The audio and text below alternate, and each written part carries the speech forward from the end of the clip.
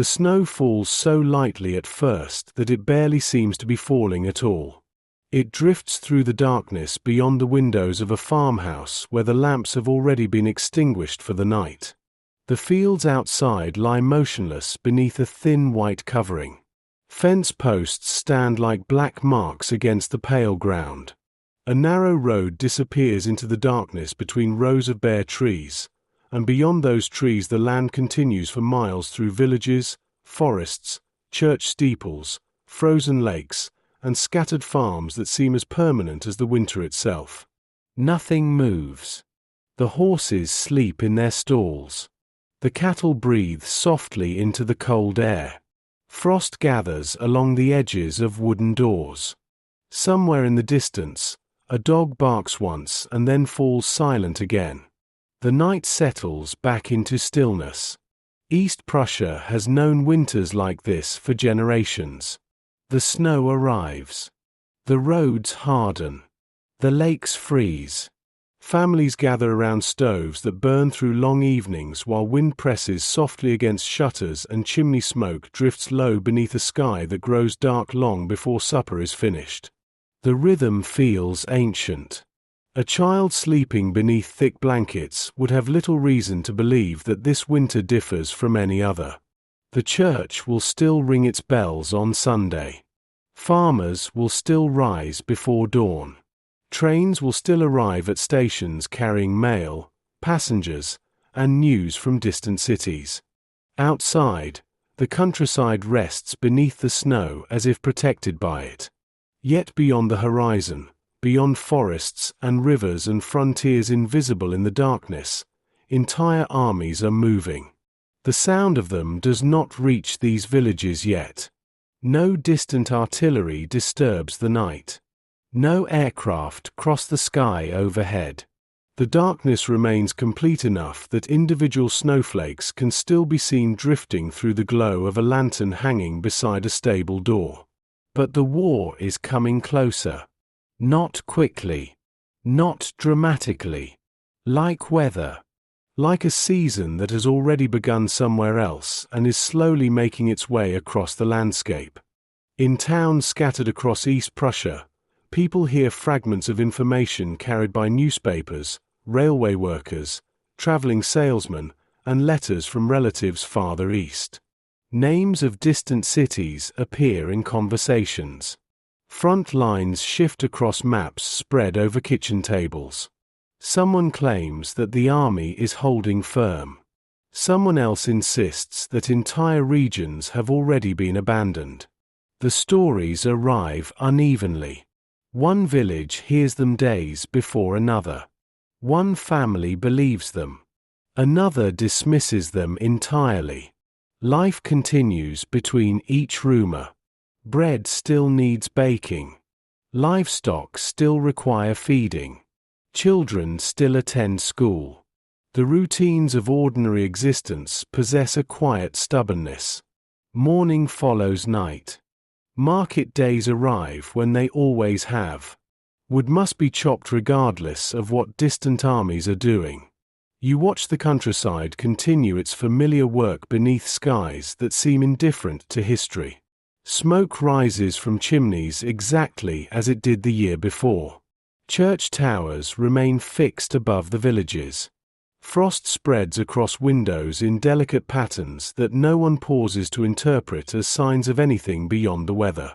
For many people, permanence does not feel like an assumption. It feels like a fact. The villages have survived storms before. They have survived poor harvests. They have survived previous wars. Roads remain where roads have always been.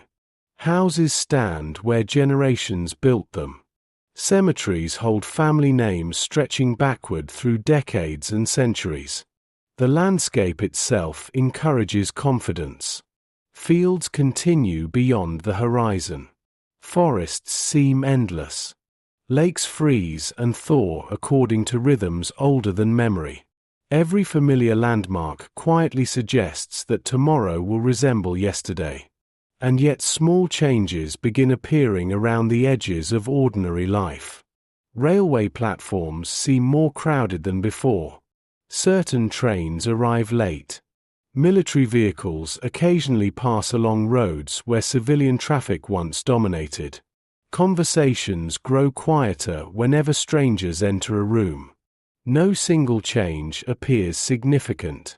Together, they create a feeling difficult to describe and even harder to measure. The sense that something is approaching. Not a battle. Not yet. Something larger. A pressure gathering beyond sight. The snow continues falling through the darkness. The farms remain lit. The villages sleep. And across East Prussia, thousands of civilians settle into beds believing that the world surrounding them will still exist in the same form when spring arrives. For now, the winter night remains peaceful. For now, the roads remain open. For now, home still feels permanent. As this winter deepens across East Prussia, and as distant events move steadily closer through forests, roads, and frozen fields, stay here a moment longer. If these quiet journeys through history help you find a little calm, a little perspective, or simply a peaceful place to rest, take a moment to subscribe, but only if you feel the stories are worth returning to.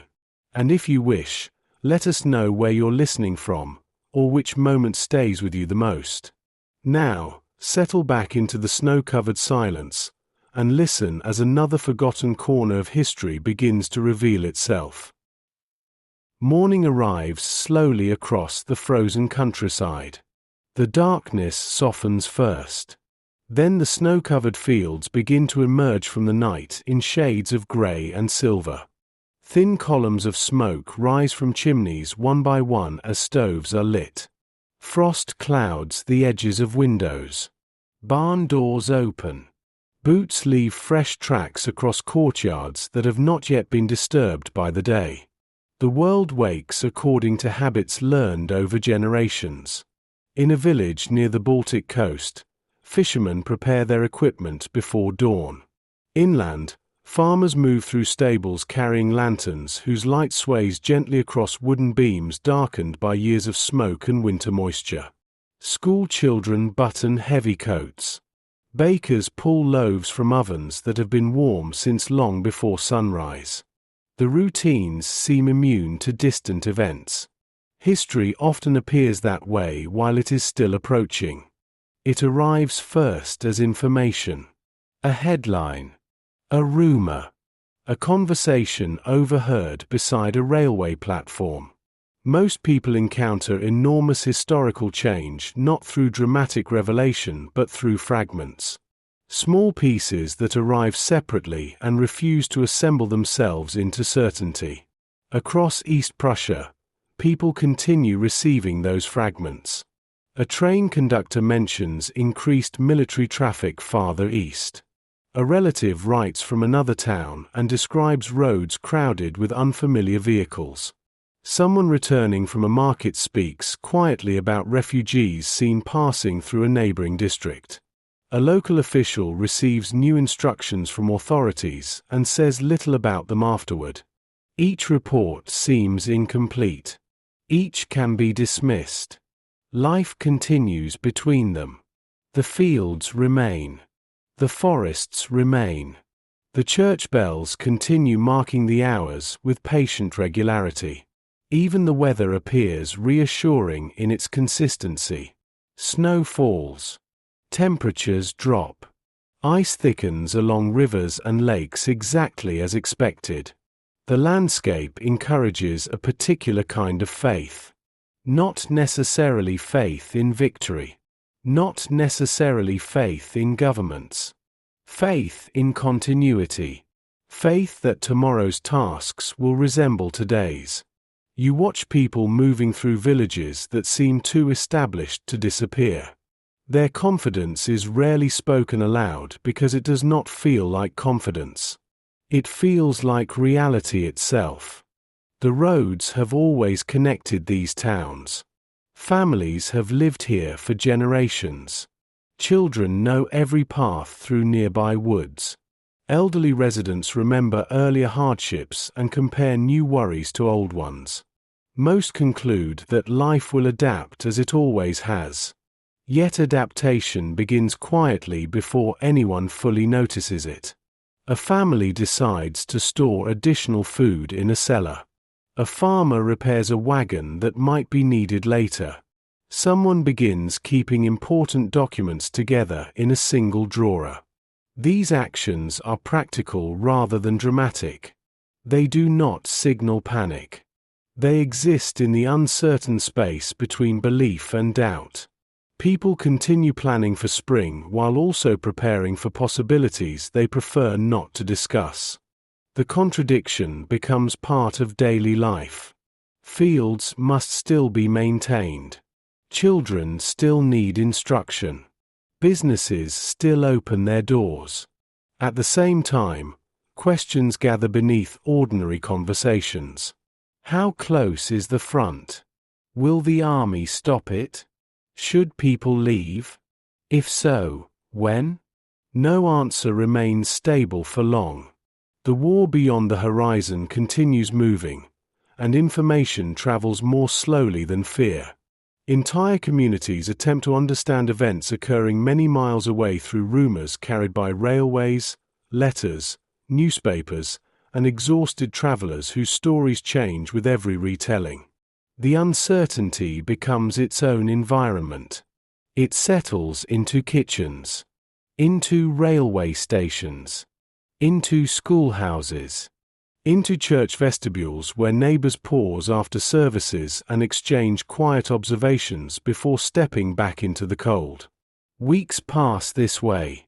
The same roads, the same snow-covered roofs, the same familiar routines. Yet the meaning of those routines begins to change. Chopping firewood no longer prepares only for winter. Repairing a wagon no longer concerns only farm work. Storing food serves more than one purpose. Objects remain the same while the future attached to them grows uncertain. The countryside itself seems unaware. Crows move across white fields searching for grain left beneath the snow. Wind drifts through pine forests. Ice thickens along the edges of harbors where fishing boats rest against frozen water. The land continues behaving exactly as it always has. Human beings are less certain. And still, many stay. Not because they fail to understand danger. Because leaving a home requires believing that home may soon cease to protect you. That belief comes slowly.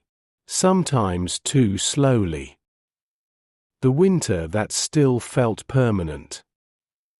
The market square is already busy by mid-morning. Snow has been pushed aside into uneven banks along the edges of the street.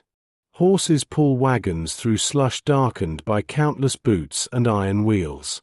Vendors arrange vegetables, smoked fish, sacks of grain, and bundles of firewood beneath canvas coverings stiffened by frost.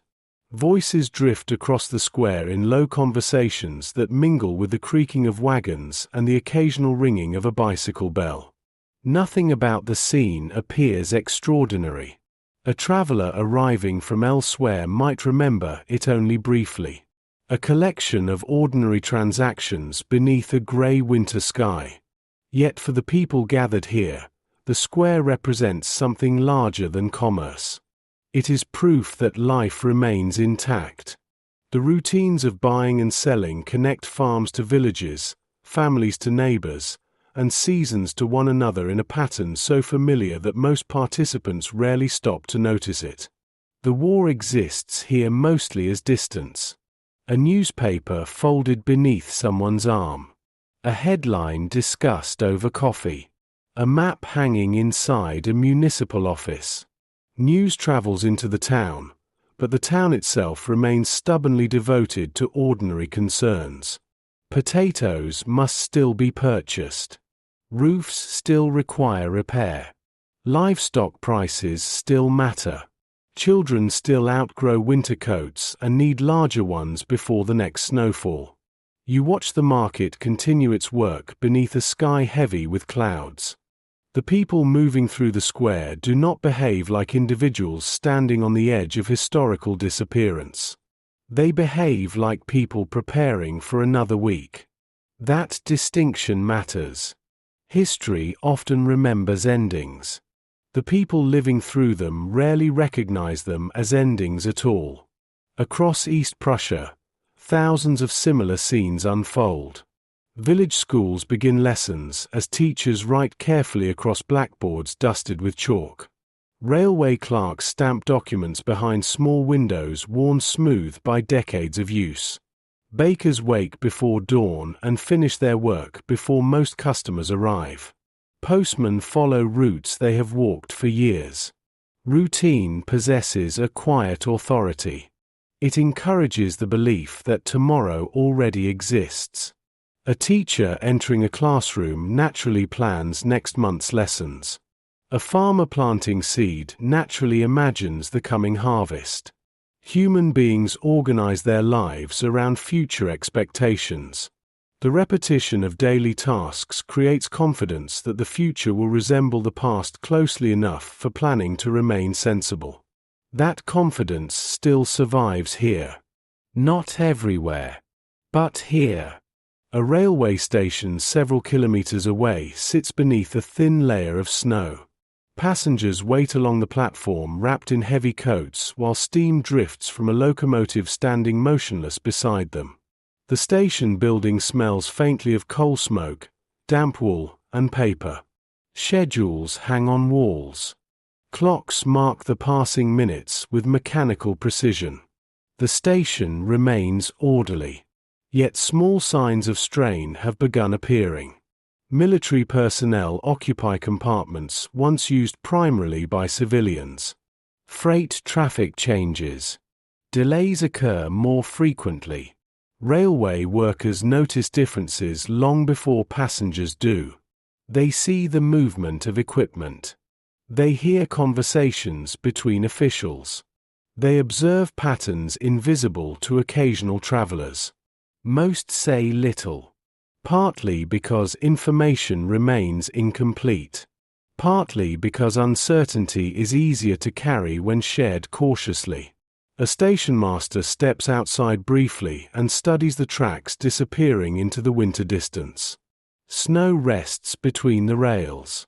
Telegraph wires stretch across white fields toward horizons hidden beneath low clouds. Nothing unusual can be seen from here. The changes remain elsewhere. Always elsewhere. For now. The same feeling exists in villages scattered across forests and farmland. People hear that something significant is happening beyond their immediate surroundings, yet the evidence visible from their own doorsteps remains limited. Smoke still rises from neighboring chimneys. Roads still connect familiar destinations. Churches still gather congregations on Sunday mornings. The landscape continues arguing in favor of permanence. And so many choose to believe it. By afternoon, the light has already begun its slow retreat from the countryside. Winter shortens every day without apology. Shadows stretch early across fields where snow lies untouched between rows of dormant crops. The pale sun hangs low above the horizon, casting a muted glow across barns, church towers, and clusters of houses gathered against the cold. Smoke drifts from chimneys and settles beneath the heavy sky, creating a faint haze that softens the edges of the landscape. The villages seem enclosed by their own familiarity. Roads connect places people have known their entire lives. A child can walk from home to school without thinking about direction. Farmers know every rise and depression hidden beneath the snow-covered fields. Elderly residents can describe houses that once stood where newer buildings now stand. The landscape exists not merely as geography but as memory layered upon memory. That accumulation of memory creates a powerful sense of stability. A woman carrying groceries home passes buildings she has known since childhood. The bakery stands where it always has. The church bell sounds the hour as it has for decades. The narrow stream crossing the edge of town remains frozen beneath a crust of ice that thickens each winter. Even small details contribute to the feeling. The shape of a fence, the angle of a roofline, the pattern of footsteps worn into stone staircases. Home is built from repetition. You watch people move through environments so familiar that they no longer consciously observe them. Their attention settles instead on immediate concerns. A broken gate, a sick animal, a delayed delivery. The countless practical matters that fill ordinary days and leave little space for contemplating distant events. The war remains present, but often only at the edges of thought. Someone mentions a son serving elsewhere. Someone else wonders whether fuel supplies will remain stable through the winter. A newspaper article circulates briefly through a cafe before conversation returns to local matters. No one completely ignores the conflict. Yet neither does it dominate every waking moment. That balance itself becomes significant. Many later accounts of collapsing societies create the impression that danger immediately overwhelms ordinary existence. Reality often unfolds more gradually. Human beings continue living inside established routines long after warning signs become visible. Familiar responsibilities still demand attention. Daily survival still depends upon work completed today rather than fears projected into tomorrow.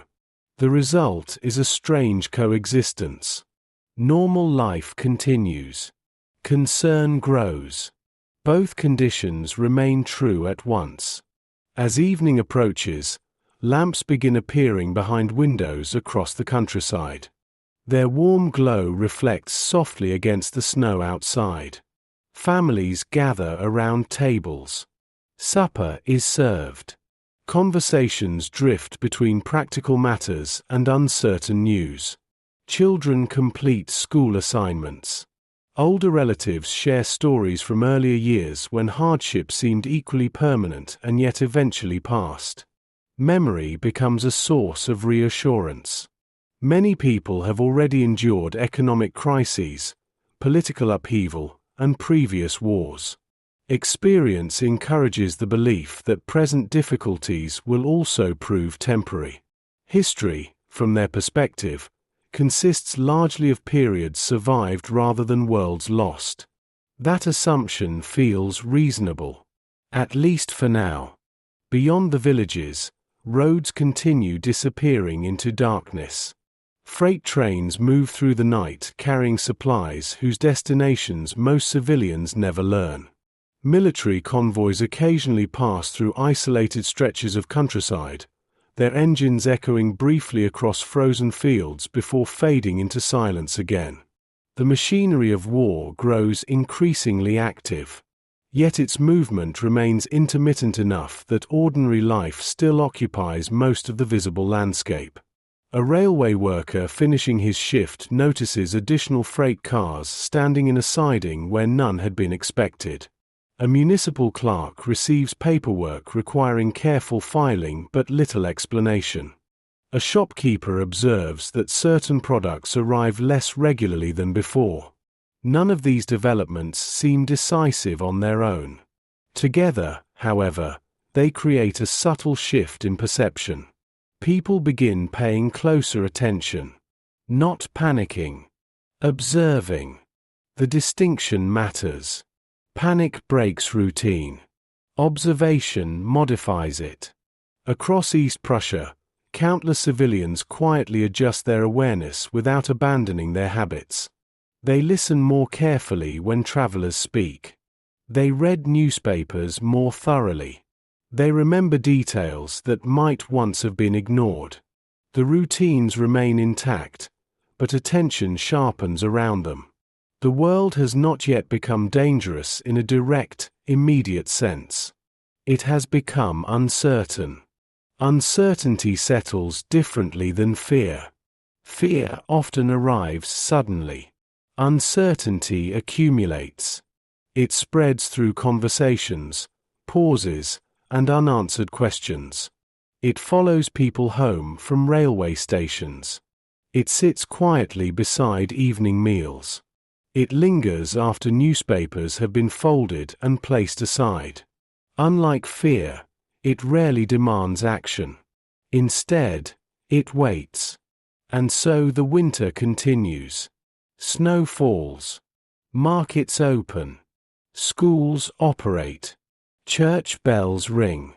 The countryside carries on beneath grey skies and early darkness, sustained by habits built over generations. Yet beneath the surface of that continuity, something has already begun to change. The future feels slightly less predictable than before. Not enough to abandon ordinary life. Not enough to leave. But enough to make people glance occasionally toward roads leading eastward, wondering what may eventually travel along them. Outside, the evening deepens across the fields. Wind moves softly through the bare branches of trees standing beside frozen roads. Farmhouses glow against the darkness. Far away, beyond horizons hidden by winter weather, forces larger than any village continue advancing through Europe. The people of East Prussia cannot yet see what is coming, but they are beginning to listen for it. The snow absorbs every sound. The night settles over the countryside once more, and the villages sleep beneath a permanence that still feels real. The language of rumors. The first signs often arrive through conversation, not official announcements. Not proclamations nailed to walls. Not dramatic warnings delivered from distant authorities. Instead, they arrive in fragments exchanged between neighbors standing outside bakeries, railway workers sharing observations during a shift change, farmers pausing beside wagons loaded with feed, and relatives reading letters aloud across kitchen tables after supper. The information rarely feels complete. A cousin in another district reports increased military traffic. A traveler claims to have seen families moving westward along roads farther east. Someone mentions villages receiving unfamiliar administrative instructions. Another insists the army has established new defensive positions somewhere beyond a river whose name everyone recognizes but few have visited. The reports circulate. They change slightly with every retelling. Yet even inaccurate rumors possess power because they reveal something about the emotional landscape through which they travel. Across East Prussia, uncertainty begins constructing its own geography. Certain towns become known for alarming stories. Certain railway routes acquire reputations. Certain roads attract attention because refugees have reportedly appeared there. People begin measuring distance not only in kilometers but in proximity to troubling information. A village that seemed comfortably remote a month earlier now feels closer to events. Not physically, psychologically. You watch ordinary conversations take on additional weight. A discussion that once concerned weather or harvests now drifts naturally toward questions of military movement, transportation, and the reliability of news. The subjects change without anyone formally deciding that they should. Attention follows uncertainty. The human mind searches constantly for patterns. It tries to transform fragments into predictions. It seeks confidence even when confidence cannot be honestly achieved. And so people compare reports. A farmer remembers something mentioned by a railway worker. A shopkeeper recalls a newspaper article. A schoolteacher connects several separate observations and wonders whether they suggest a larger development. Individuals become informal analysts of events occurring beyond their direct experience. Most conclusions remain tentative. Yet the process itself slowly alters daily life. The same kitchens remain warm. The same stoves burn. The same meals appear on tables. But conversations increasingly revolve around possibilities rather than certainties. Outside, Winter continues deepening across the countryside.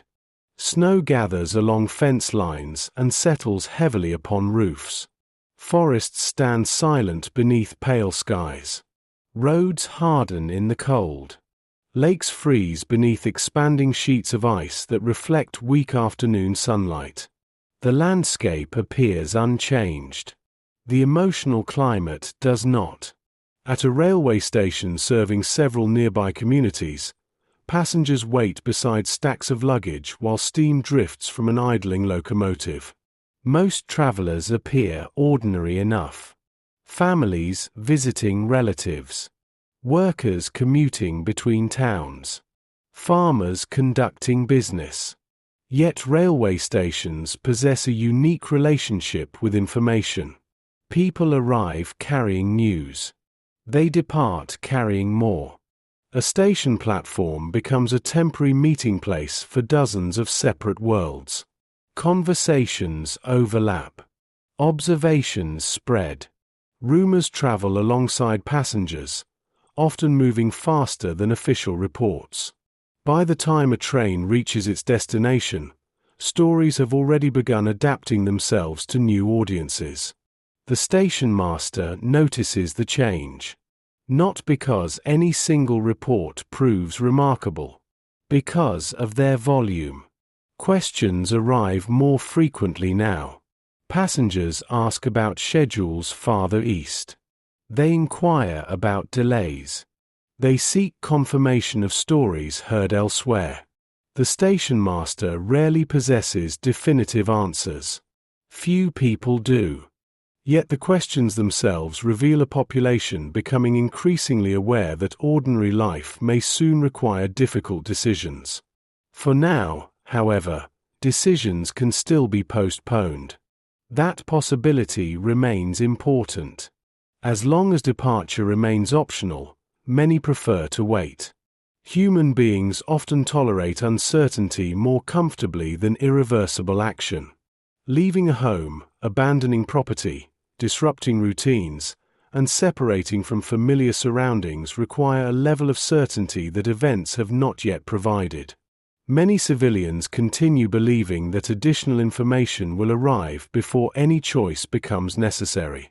The belief feels reasonable. Winter weather slows movement. Front lines remain distant. The villages still function. The roads remain open. Why leave today when tomorrow may provide greater clarity? The question echoes quietly through East Prussia. It appears in different forms. One family delays packing. Another postpones travel plans. A third decides to remain until conditions become unmistakable. Each decision seems temporary. Each assumes that time still exists. Beyond the villages, beyond the forests and frozen fields, armies continue moving regardless of civilian uncertainty. Yet that movement remains largely invisible from the perspective of those living ordinary lives. They experience the war primarily through information, not direct contact. Information can be interpreted. Information can be doubted. Information can be ignored. That flexibility allows daily routines to survive a little longer. And so they do. Throughout the region, lamps glow behind windows as evening approaches once more. Supper tables fill. Letters are opened. Newspapers are read carefully and then reread. People compare reports received from different sources, searching for consistency and finding very little. Outside, snow begins falling again. The flakes drift quietly through the fading light, covering roads, fields, and rooftops with fresh layers of white. The landscape remains calm. The conversations do not. As the weeks pass, uncertainty becomes increasingly routine. What first felt unusual gradually settles into the background of daily existence. People continue discussing developments beyond the region, but the conversations acquire a familiar rhythm. New reports arrive. Older reports are revised. Predictions fail. Fresh predictions replace them. Life continues between each cycle of expectation and disappointment. This is one of uncertainty's quietest effects. It normalizes itself. A family that once gathered urgently around every newspaper now reads it with measured caution.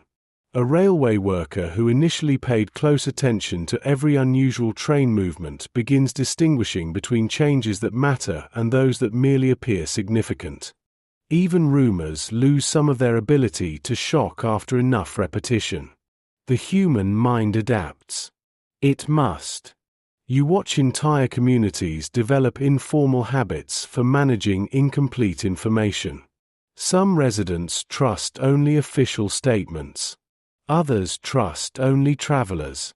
Many trust neither completely and attempt to construct their own understanding from scattered pieces of evidence.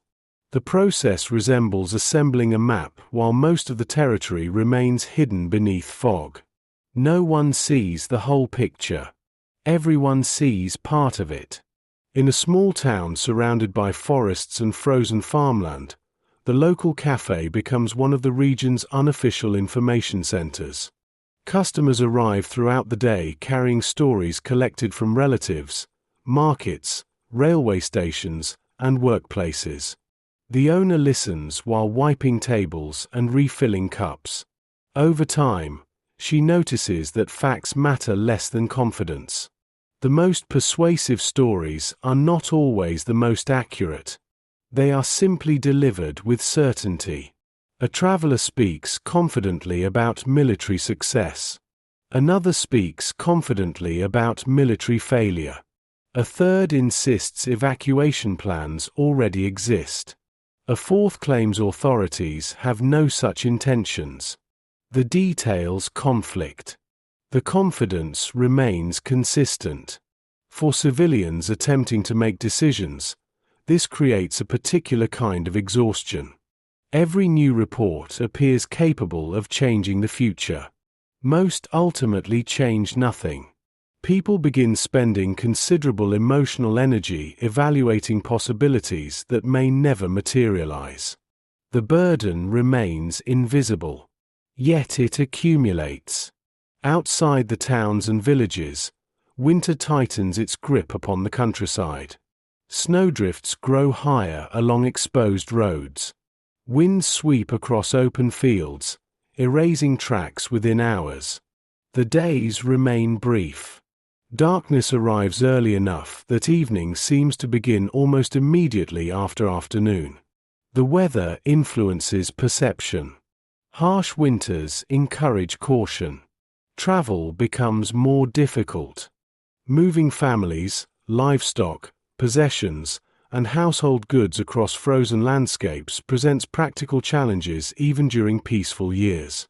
The idea of departure remains abstract partly because winter itself discourages movement. Staying often feels easier than leaving. The familiar stove. The familiar bed. The familiar road outside the window. Comfort exerts its own gravitational pull. Across East Prussia, countless civilians continue making small investments in the future. Roof repairs proceed. Supplies are purchased. School lessons continue. Farms prepare for seasons not yet arrived. These actions reveal something deeper than optimism. They reveal attachment. People do not merely live in these communities. They belong to them. The distinction becomes increasingly important as uncertainty grows. Leaving a place involves more than changing location. It means separating from routines, memories, relationships, and landscapes that have quietly shaped entire lives. A forest path walked since childhood carries emotional weight. So does a church bell heard every Sunday. So does the particular view from a kitchen window during winter mornings. Such attachments rarely appear in military histories. They dominate civilian experience. You watch individuals move through environments saturated with personal meaning. A farmer pauses beside a field buried beneath snow and imagines spring planting. A teacher organizes lessons for students expected to return after winter break. A shopkeeper orders supplies intended for customers who may or may not still be here months later. Each action expresses confidence in continuity, or perhaps hope. Sometimes the distinction is difficult to identify. Meanwhile, subtle institutional changes continue appearing around the edges of civilian life. Administrative offices receive new instructions. Transportation priorities shift. Officials become more cautious when discussing future plans. Certain questions receive shorter answers than before. Most civilians notice these changes only indirectly. A delayed document. An unavailable service. A conversation abruptly redirected. The signs remain small. Yet their accumulation slowly alters the atmosphere. People begin paying closer attention not only to what authorities say but also to what they avoid saying. Silence acquires informational value. Hesitation becomes meaningful. The absence of reassurance sometimes speaks louder than reassurance itself. Still, no single development forces a decision. That remains the defining condition of this period. Nothing is clear enough. The roads remain open. The villages remain inhabited. The front remains distant. Every argument for leaving encounters an equally persuasive argument for waiting. And so many continue waiting. Night falls once more across East Prussia. Snow reflects pale moonlight across empty fields. Church towers rise above sleeping towns. Railways stretch through forests whose branches creak softly beneath frost and ice. Lamps glow behind curtains while families discuss possibilities they cannot yet evaluate with confidence. The conversations continue. The rumors continue. The waiting continues. And gradually, almost imperceptibly, uncertainty ceases to be an interruption of normal life and becomes part of normal life itself. Outside, wind moves across the frozen countryside. The villages remain where they have always been. But the questions surrounding them are growing heavier. Rooms filled with maps. The first changes inside institutions are often less visible than the changes outside them. A road crowded with refugees attracts immediate attention. A damaged building announces itself without explanation. Administrative transformation behaves differently. It unfolds behind desks, inside filing cabinets, across telephones, and within rooms where people spend long hours studying documents whose significance may not become apparent for weeks. Across East Prussia, offices continue opening each morning. Municipal clerks arrive at their desks. Secretaries sort correspondence. Railway administrators review schedules. Local officials examine reports delivered from regional authorities. The routines remain familiar. Pens move across paper. Stamps strike forms. Telephones ring. Typewriters chatter steadily through the day. Yet the nature of the work begins changing. Not dramatically. Gradually. A municipal office occupying a brick building near a town square smells faintly of paper, coal heat, damp wool, and ink. Frost traces delicate patterns across the corners of windows. Outside, snow gathers along the steps leading toward the entrance. Inside, clerks move between desks carrying folders that seem ordinary enough. Most of them are. Some are not. A request for updated population figures. A transportation assessment. An inventory of available vehicles. A report concerning fuel reserves. None of these documents explicitly announces a crisis. Each can be justified as routine administrative work. Yet together they suggest an institution quietly preparing for possibilities that remain unspoken. The clerks notice. Of course they notice.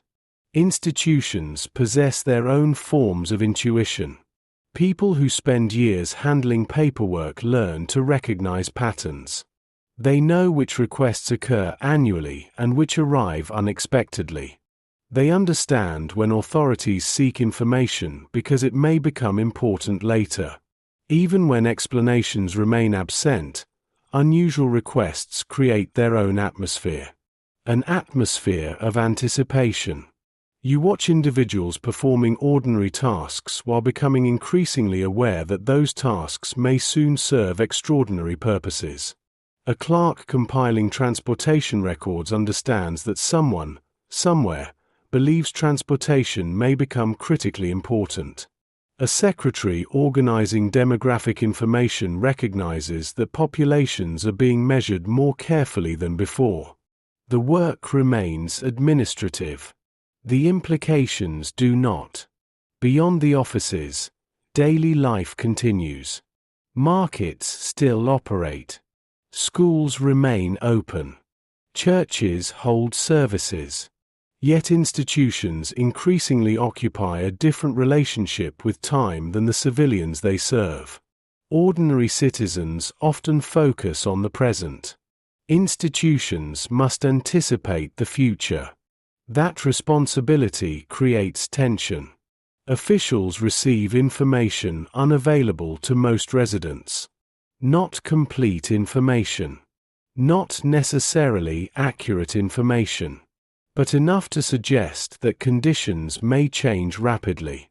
The result is a growing separation between what authorities suspect and what communities understand. The separation remains subtle. For now.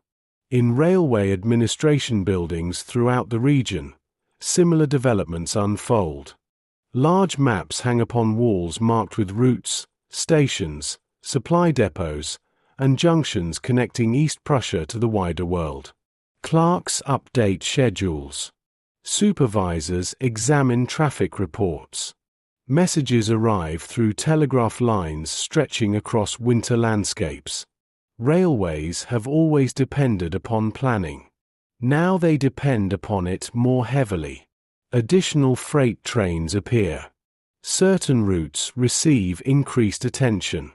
Questions regarding capacity become increasingly common. Railway workers spend their days inside environments where movement can be measured, recorded, and analyzed. As a result, they often perceive changes before others do. They see what passes through stations. They know which trains arrive full and which depart empty. They observe patterns invisible to most civilians. Many keep their observations to themselves.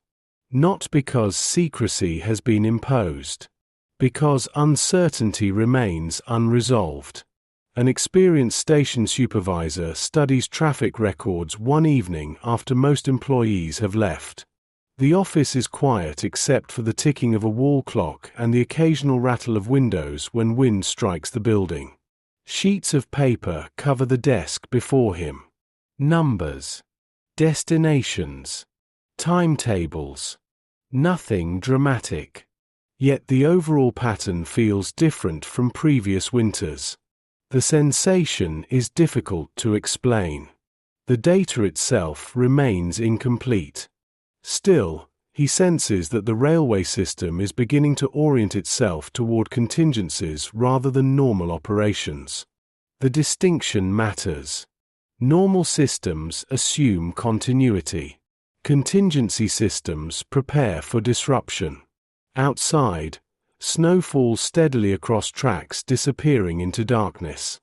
The trains continue running. The schedules continue functioning. Yet behind the scenes, more people are beginning to ask the same question. Not whether change is coming. How much time remains before it arrives? The question travels quietly through institutions. Across desks. Across telephones. Across maps spread beneath lamplight. And though few civilians can hear it yet, the machinery of administration has already begun adjusting itself to a future that remains uncertain, but no longer unimaginable. As winter advances, the maps begin attracting more attention than the calendars. In offices throughout East Prussia, walls display familiar outlines of districts, railway lines, roads, rivers, and towns whose names have long required little thought. Most maps were originally intended as practical tools. They helped administrators coordinate transportation, manage resources, and understand the region they served. Now they begin serving a different purpose. People study them not simply to understand where things are. They study them to imagine what might happen. A municipal official pauses beside a map at the end of a long day. The office has grown quiet. Most employees have already gone home. Outside the windows, darkness has settled across the town, and fresh snow reflects the glow of street lamps into the night. The map itself remains unchanged. The same roads, the same villages, the same rail connections linking communities across the province. Yet the way he looks at it has altered. Every line now suggests movement. Every junction suggests choice. Every distance suggests time. The transformation exists entirely within perception. And yet it changes everything. You watch institutions gradually shift from administration to anticipation. The transition is neither announced nor celebrated.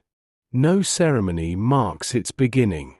Most participants would struggle to identify the precise moment it occurred.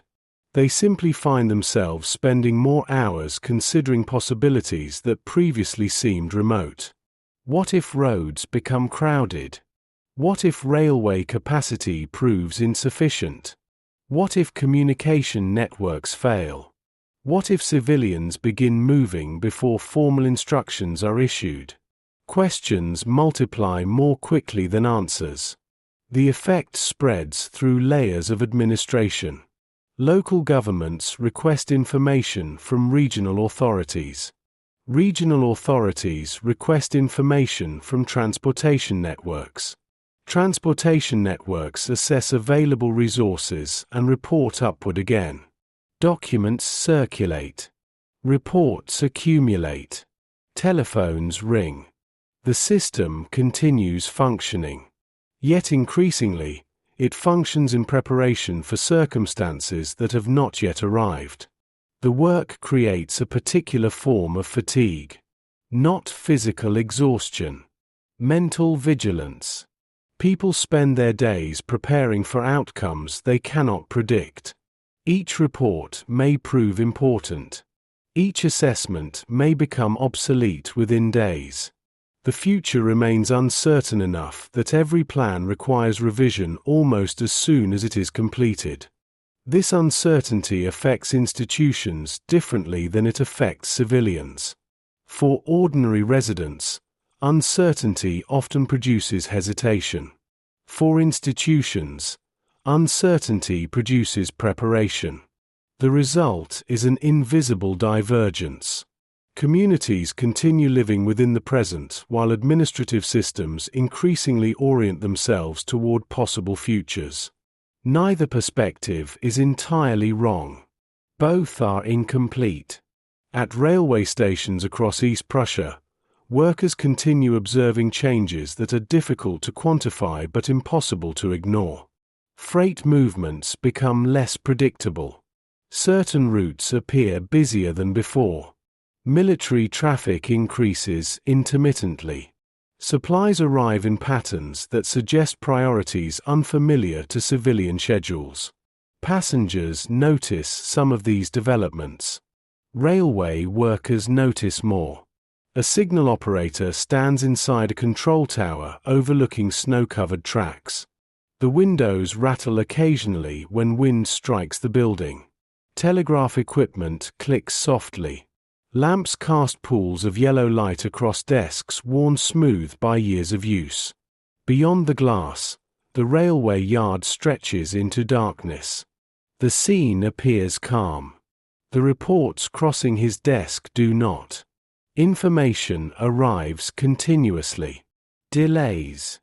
Reroutings. Capacity concerns. Requests for updates. None of it indicates immediate collapse. All of it suggests increasing pressure. The railway network remains operational, but maintaining that operation demands greater attention than before. The distinction feels important. Systems under pressure often appear normal from the outside. Their strain reveals itself internally. The same principle applies beyond transportation. Schools continue teaching students. Churches continue holding services. Shops continue opening each morning. Yet behind these familiar activities, more people are quietly adjusting expectations. Not abandoning them. Adjusting them. The process remains subtle enough that many communities hardly notice. At first, a mayor postpones a planned improvement project. A merchant delays an investment. An administrator requests updated records more frequently than usual. Small decisions accumulate. Together they reveal an institution beginning to conserve flexibility. The future has become harder to predict. Therefore, options must remain open. Outside the offices, however, winter life retains much of its familiar appearance. Children still cross snowy streets carrying books beneath their arms. Farmers continue feeding livestock before sunrise. Church bells continue marking hours that seem reassuringly ordinary. The visible world changes more slowly than the invisible one. That contrast defines this period. The landscape remains stable. The expectations attached to it do not. You watch East Prussia exist simultaneously in two different states.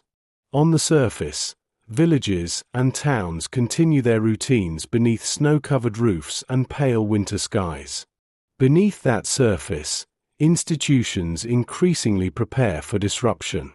The same roads serve ordinary traffic while appearing on contingency plans. The same railway lines carry commuters while being evaluated for entirely different purposes. The future is beginning to occupy space within the present.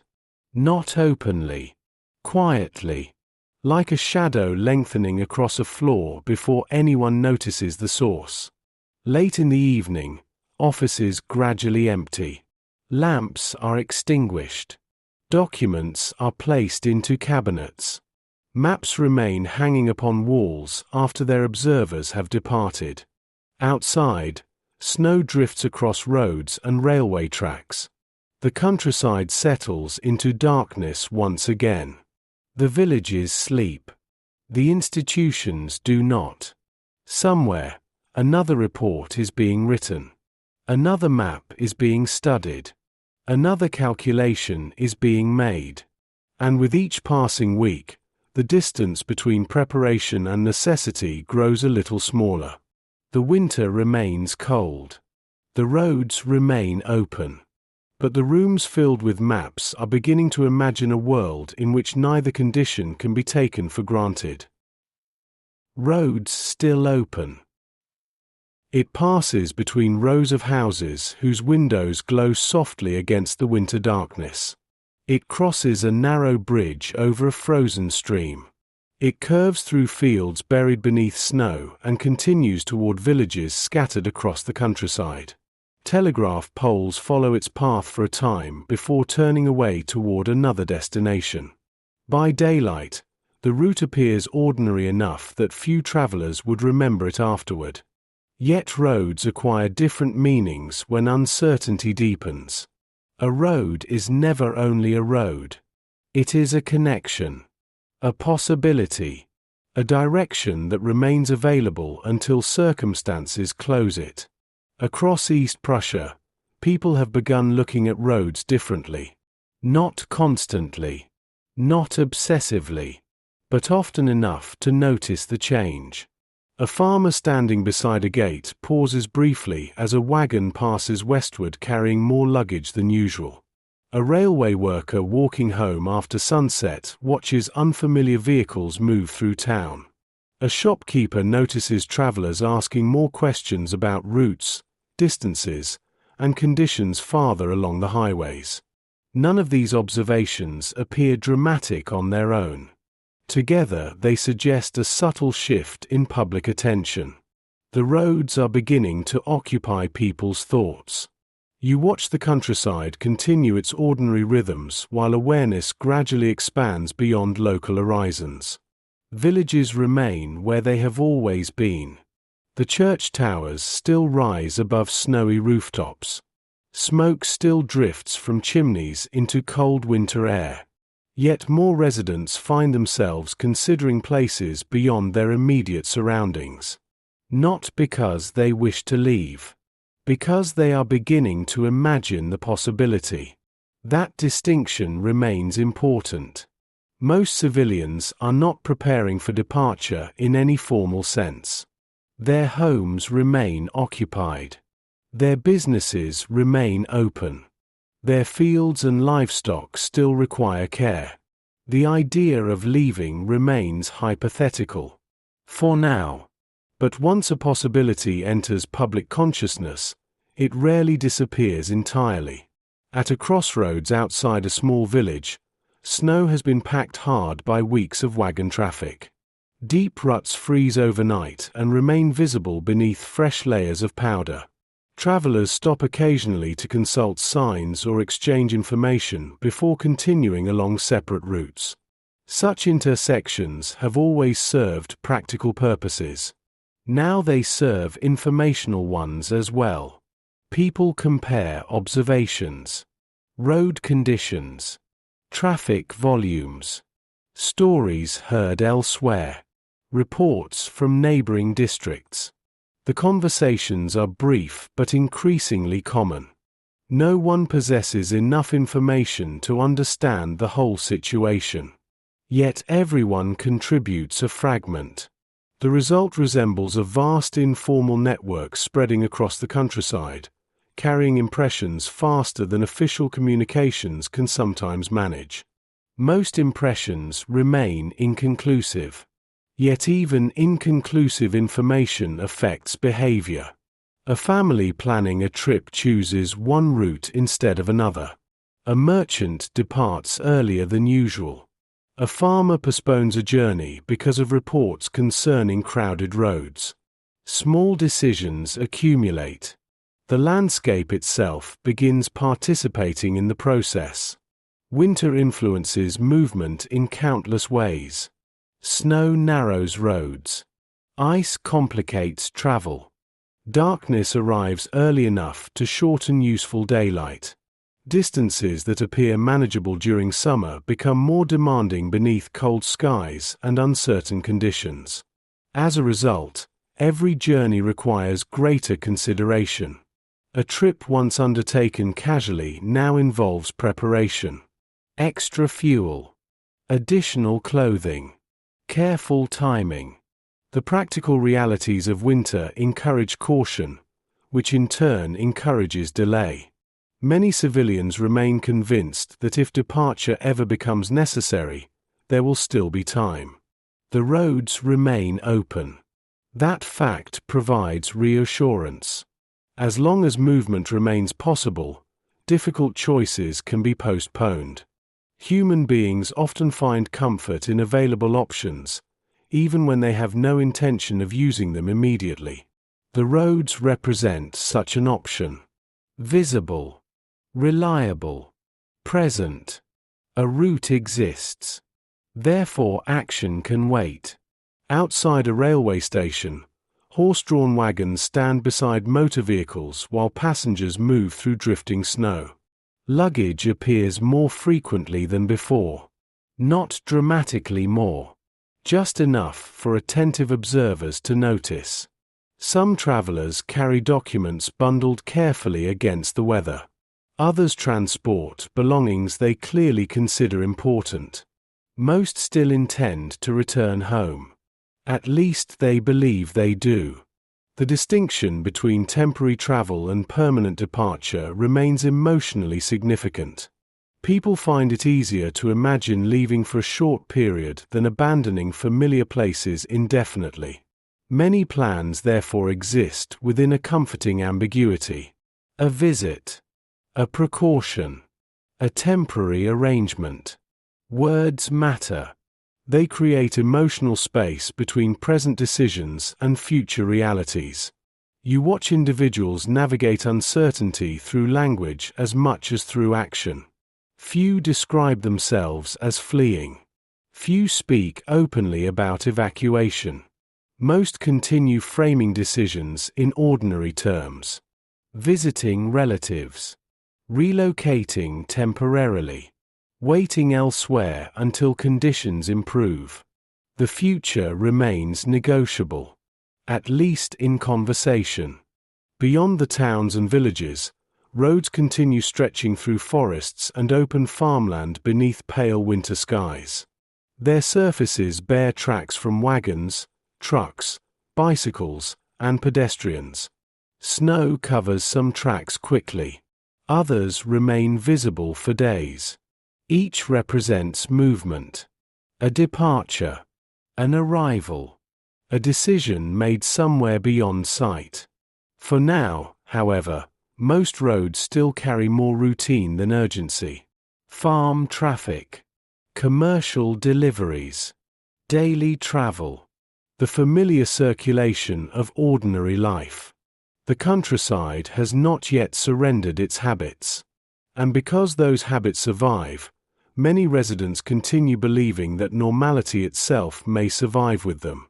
The roads remain open. The villages remain inhabited. The future remains uncertain. And uncertainty continues favoring delay. The reassurance provided by an open road is difficult to measure. It does not eliminate fear. It does not resolve uncertainty. What it offers instead is possibility. As long as a route remains available, people can postpone decisions that feel too large to confront directly. They can tell themselves that action remains available tomorrow, or next week, or whenever circumstances become clearer. That belief settles quietly into daily life. Across East Prussia, countless civilians continue arranging their routines around futures that remain undecided.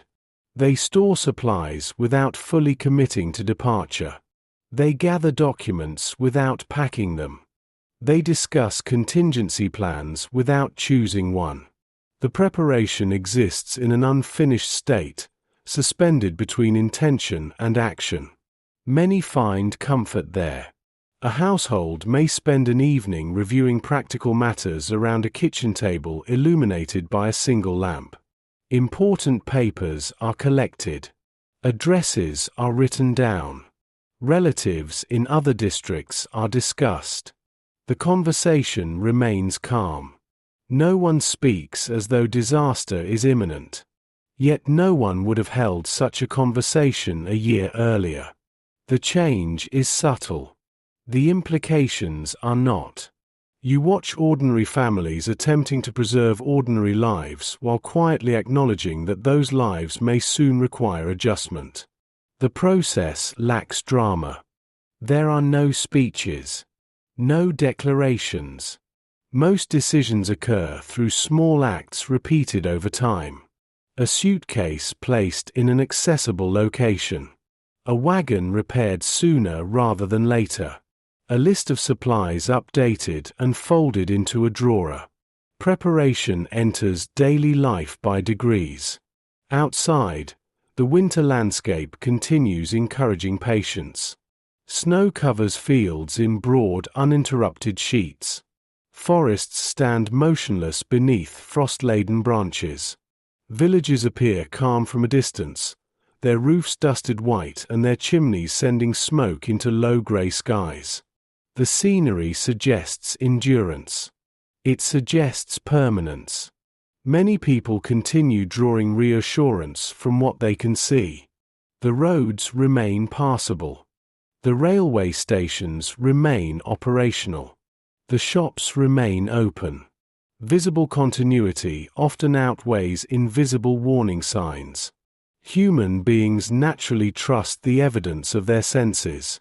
If familiar places continue functioning, it becomes difficult to believe that profound change may arrive suddenly.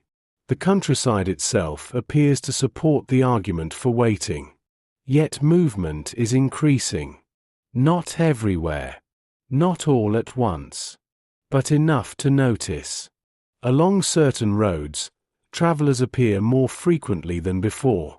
Families pass through villages carrying luggage. Wagons transport possessions that seem unusually personal. Railway platforms host individuals who spend more time studying schedules than simply following them.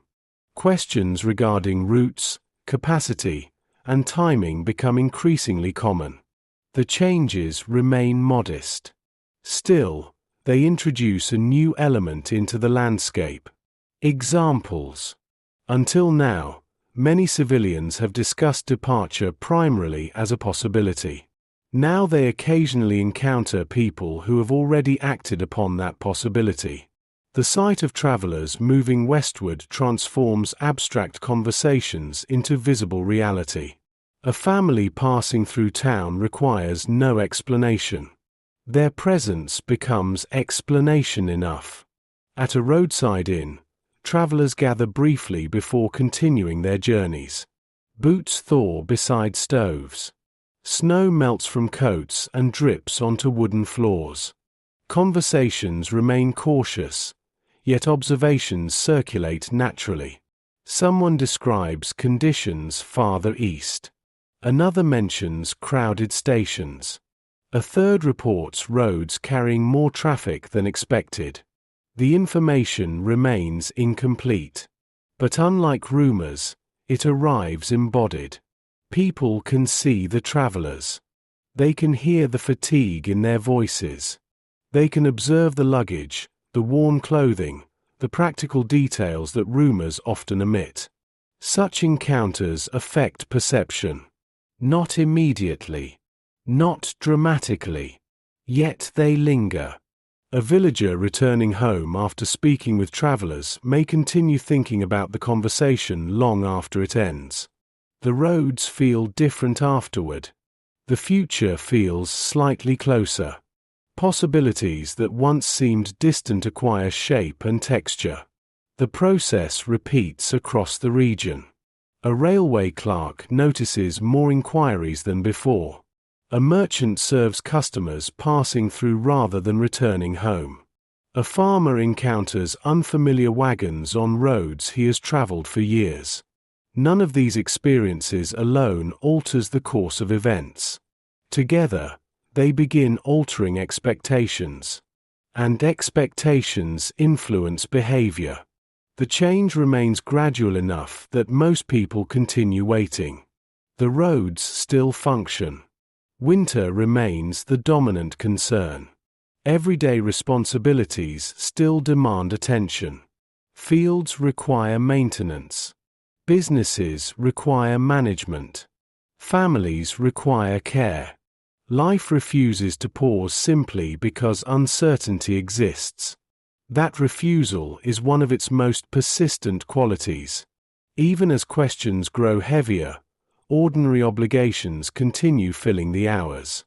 Meals must be prepared. Fires must be tended. Animals must be fed. The practical demands of existence leave limited room for constant worry. Perhaps that is why so many continue delaying decisions. Not because they are unaware. Because daily life remains convincing. The familiar world still surrounds them. You watch evening settle once more across East Prussia. Snow reflects the last traces of daylight before darkness spreads across fields and roads. Lamps appear behind windows. Church towers become silhouettes against a fading sky. Somewhere in the distance, a train whistle drifts through the cold air and disappears into the silence. The roads remain open. But they no longer feel quite the same.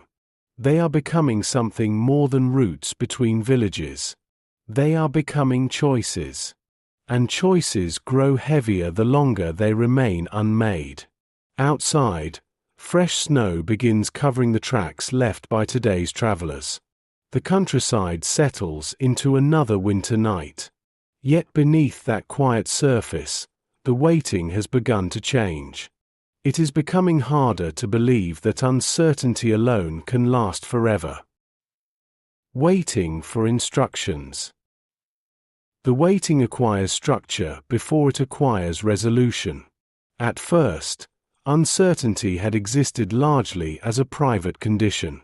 Families weighed possibilities around kitchen tables. Neighbors exchanged rumors beside market stalls. Railway workers compared observations during quiet moments between trains. Each person attempted to interpret events using whatever fragments of information happened to be available. Now a different form of waiting begins to emerge. People start looking toward institutions, toward offices, toward officials, toward authorities believed to possess knowledge unavailable elsewhere. The expectation feels natural. When circumstances become difficult to understand, human beings often assume that someone, somewhere, understands them more clearly. Across East Prussia, that assumption begins shaping behavior. Municipal offices receive additional visitors. Questions become more direct. Citizens seek clarification regarding transportation, safety, regulations, and future plans. Most inquiries are polite. Most answers are cautious.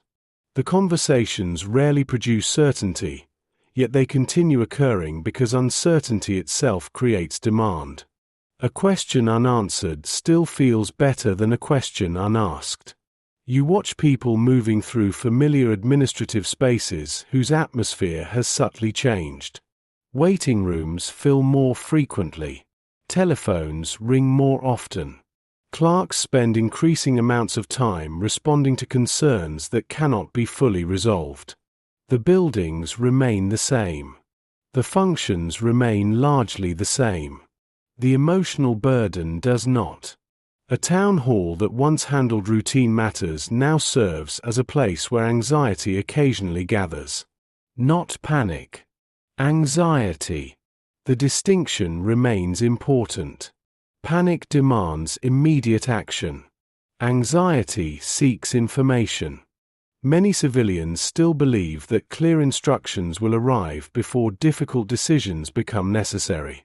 The belief rests upon a reasonable expectation that authorities, military planners, transportation officials, and administrators possess a broader understanding of events than ordinary residents can achieve through rumor and observation alone.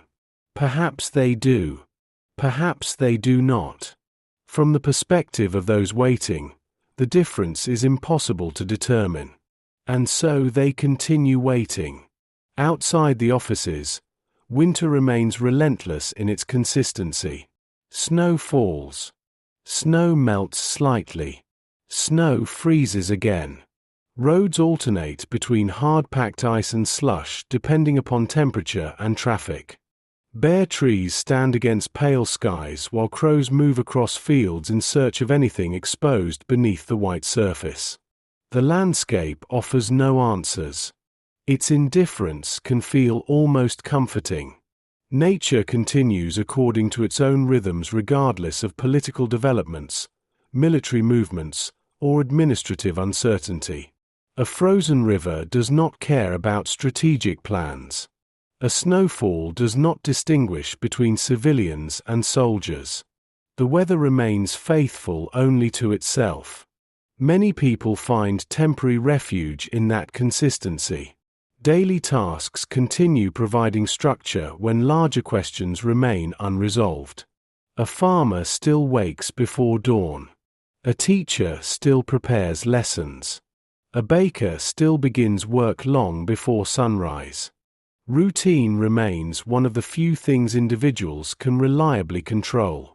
Yet even routine begins adapting. Not dramatically. Carefully.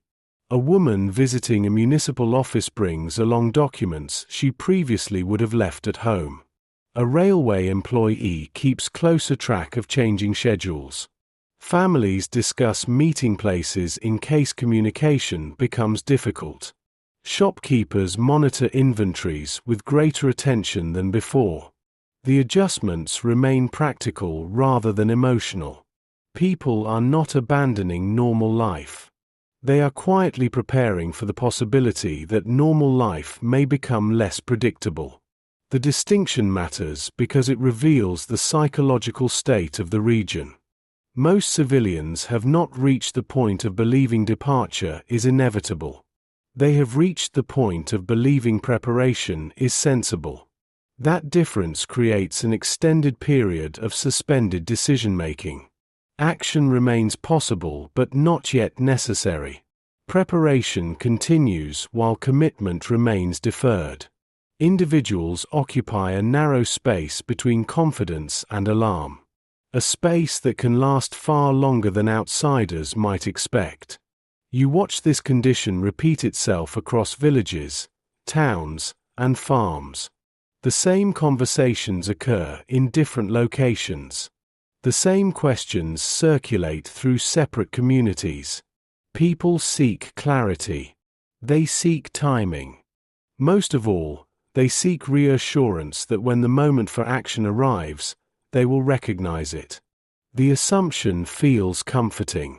History often proves less accommodating. Inside administrative offices, the workload continues growing. New requests arrive. Reports require updating. Information moves between departments, municipalities, transportation networks, and regional authorities. The system remains operational, but its attention increasingly focuses on contingency rather than continuity. Still, most of that activity remains invisible to the public. Civilians encounter only fragments. A delayed response. An unusual request for information. A conversation that ends without clear conclusions.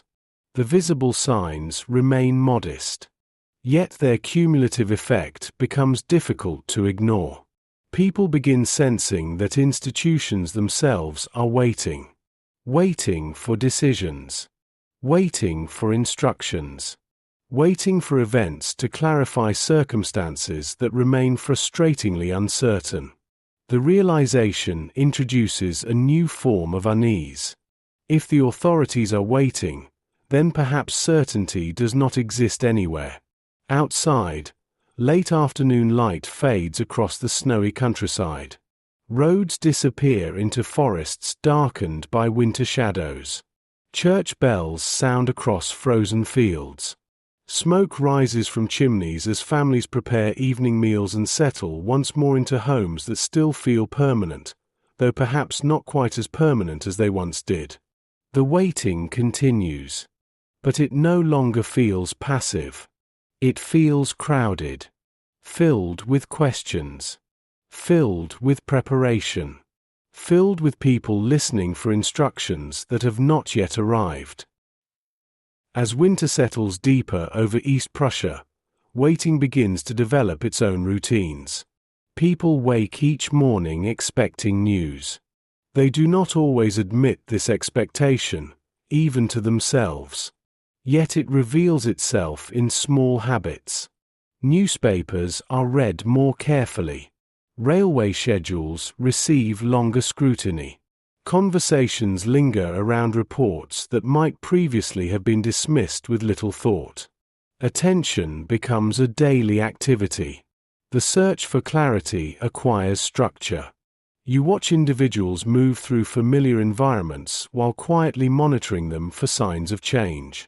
A shopkeeper opening his business notices who arrives in town and who does not. A station clerk pays attention to luggage volumes as much as passenger counts. A municipal employee observes which questions appear repeatedly at public counters. Patterns become important. When certainty is unavailable, people begin studying repetition. The same concerns surface again and again. Transportation, timing, communication, distance. No one asks exactly the same question, yet most questions lead toward the same destination. How much longer can life continue in its current form? The answer remains elusive, partly because conditions genuinely remain uncertain, partly because different groups experience uncertainty differently. A farmer evaluating his situation sees fields, livestock, equipment, and responsibilities that cannot be moved easily. A railway employee sees transportation networks whose capacity may become increasingly significant. A mother considers children, relatives, and practical arrangements that extend far beyond logistics. Each perspective produces a different calculation. None provides certainty. The result is a population waiting not merely for information but for permission. Permission to continue as before. Permission to prepare more seriously. Permission to leave. Permission to stay. The distinction matters. Human beings often prefer difficult decisions when those decisions are clearly defined. Ambiguity can prove more exhausting than hardship itself. A challenge with known boundaries allows planning. A challenge whose boundaries remain invisible encourages endless reconsideration. And so reconsideration becomes part of daily life. Outside, winter continues shaping every aspect of movement and communication. Snow drifts across open roads. Wind erases tracks left only hours earlier. Darkness arrives before many tasks feel completed. Travelers must account for weather as carefully as distance. Every journey requires additional effort. These conditions influence behavior in subtle ways. Leaving remains possible. Leaving remains complicated. The combination encourages delay. At railway stations, waiting rooms become small theaters of uncertainty. Passengers arrive carrying luggage whose purpose is not always obvious. Some travel for routine reasons. Others do not. Distinguishing between the two becomes increasingly difficult. Railway employees notice the ambiguity. Travelers themselves sometimes notice it. A suitcase packed for a short visit resembles a suitcase packed for something more permanent. Intentions are harder to observe than possessions. You watch people navigating this uncertainty through cautious language. Conversations often remain conditional. If circumstances change. If transportation remains available. If conditions worsen. If authorities advise action. The future becomes populated with possibilities rather than plans. Possibilities are emotionally useful. They allow commitment to remain deferred. Across East Prussia, many civilians continue inhabiting this space between preparation and decision. Important documents have been gathered. Certain belongings have been organized. Routes have been considered. Relatives have been contacted. Yet homes remain occupied. Businesses remain active. Daily life continues asserting itself through practical necessity. The contradiction persists. People prepare for disruption while living as though continuity remains likely. Neither approach fully defeats the other. Inside administrative offices, the atmosphere grows more strained. Not openly strained. Quietly strained. Workloads increase. Requests multiply. Discussions become more frequent. Officials spend longer hours considering situations that refuse to stabilize. The institutions themselves begin reflecting the uncertainty affecting the public. No single authority possesses complete clarity. Information arrives unevenly. Conditions evolve. Plans require revision. The waiting spreads upward as well as outward. That realization gradually reaches civilians through indirect means. An official who once answered confidently now speaks more cautiously. A decision expected quickly takes longer than anticipated. A request for guidance receives a response that feels provisional rather than definitive. Such experiences accumulate. People begin understanding that instructions may not arrive in the clear, timely manner they once imagined. The future may require interpretation rather than direction. The possibility changes the emotional landscape. Not immediately, but steadily. You can feel it in conversations that end without conclusions. In pauses that linger slightly longer than before. In glances exchanged between neighbors who realize they possess roughly the same amount of information despite seeking answers from different sources. The waiting remains. Yet its character changes. Earlier, people waited because they expected clarity. Now many wait because they lack it. The difference is subtle. The consequences are not. Evening settles once more across East Prussia.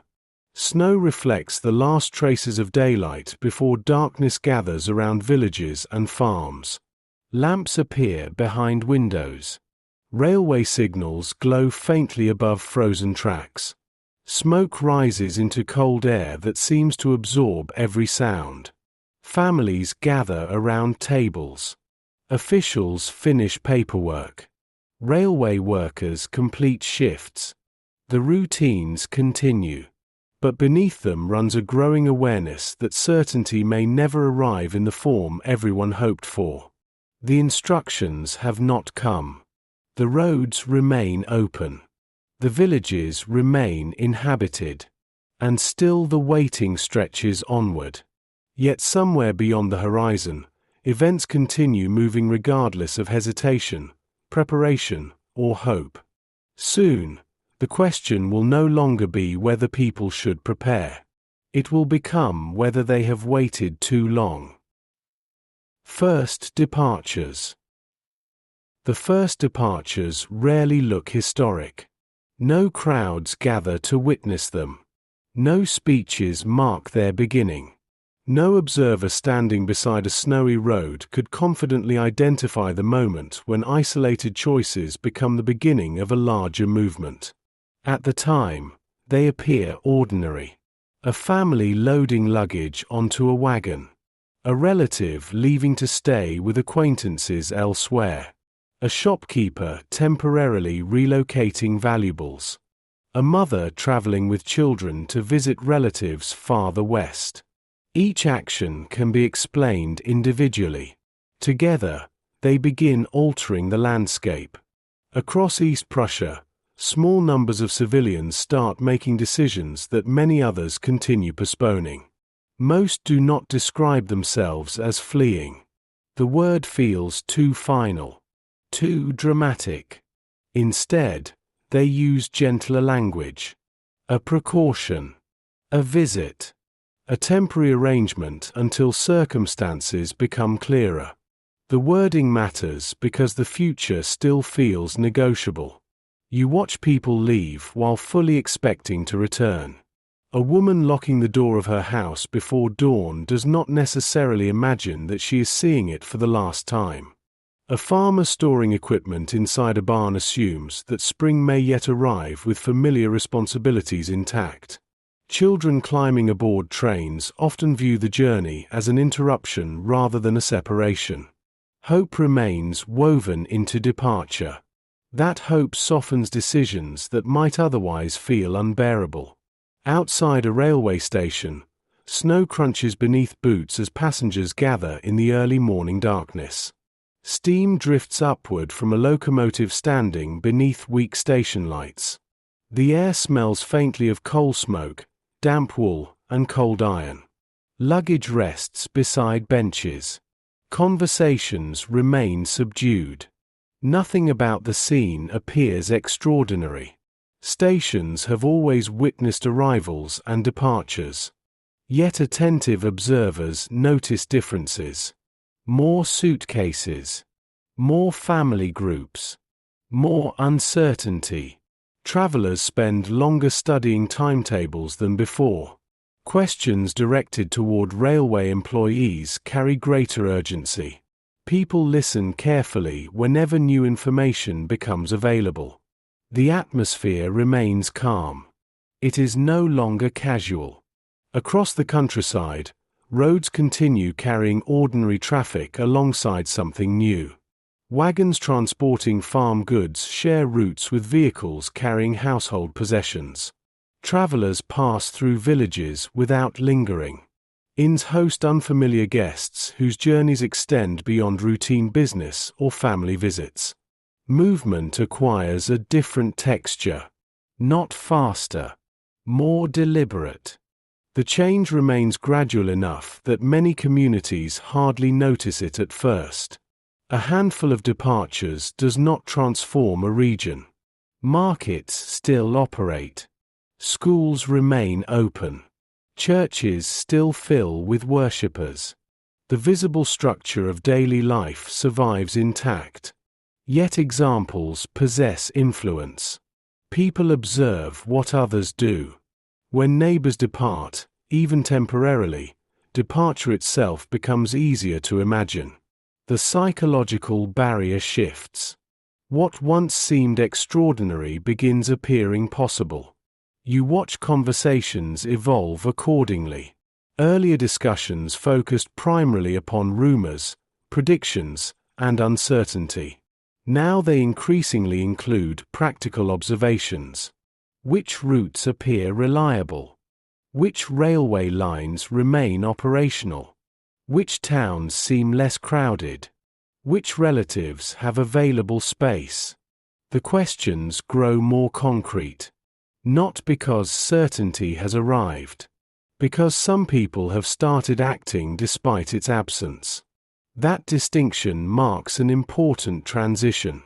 Earlier, waiting dominated behavior. Now waiting begins competing with movement. Neither condition fully replaces the other. Instead, they coexist. A family chooses to remain while another leaves. A village school continues operating even as several students disappear from attendance lists. Shops remain open while some customers quietly prepare for journeys. The region enters a period where continuity and departure occupy the same landscape simultaneously. The tension is visible in small details. A train platform crowded with travelers carrying more luggage than usual. A wagon repaired not for farm work but for distance. A house whose shutters remain closed because its occupants have temporarily gone elsewhere. Each detail appears minor. Together, they suggest change beginning to take physical form. Winter continues exerting its influence over every decision. Snow narrows roads. Ice complicates transportation. Cold temperatures make travel uncomfortable and occasionally dangerous. These realities discourage movement even as uncertainty encourages it. The result is a population divided not by ideology or information but by timing. Some believe action should begin now. Others remain convinced that conditions have not yet justified such disruption. Both positions appear reasonable. Both can be defended. That is what makes the decisions so difficult. A farmer standing beside a frozen field may look toward the road and see travelers moving westward. He understands why they are leaving. He also understands why he remains. His livestock still require care.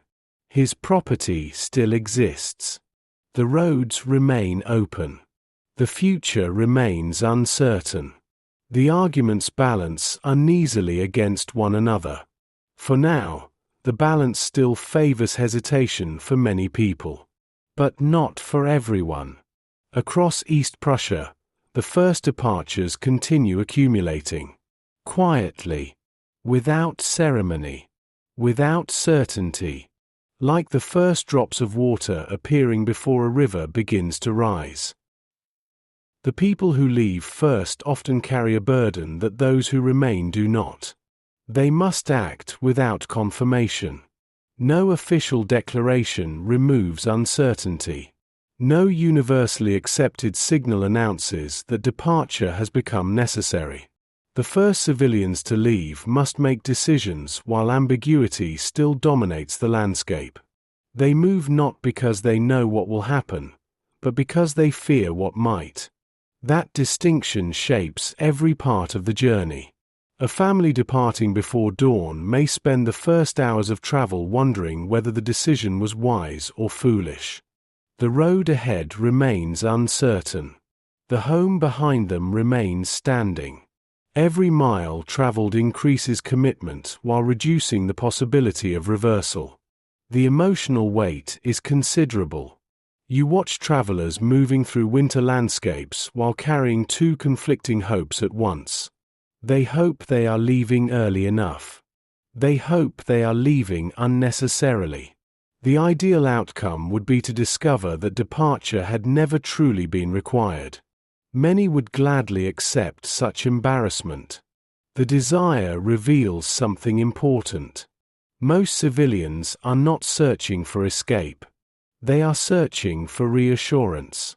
Across East Prussia, those who remain continue observing the departures with careful attention. Every wagon heading westward becomes a source of information.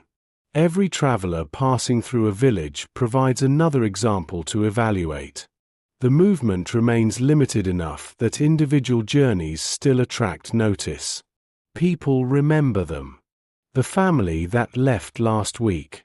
The merchant who relocated certain possessions. The relatives staying temporarily with friends elsewhere. The stories circulate through communities and gradually influence perception. Not because they prove anything conclusively. Because they make possibility visible.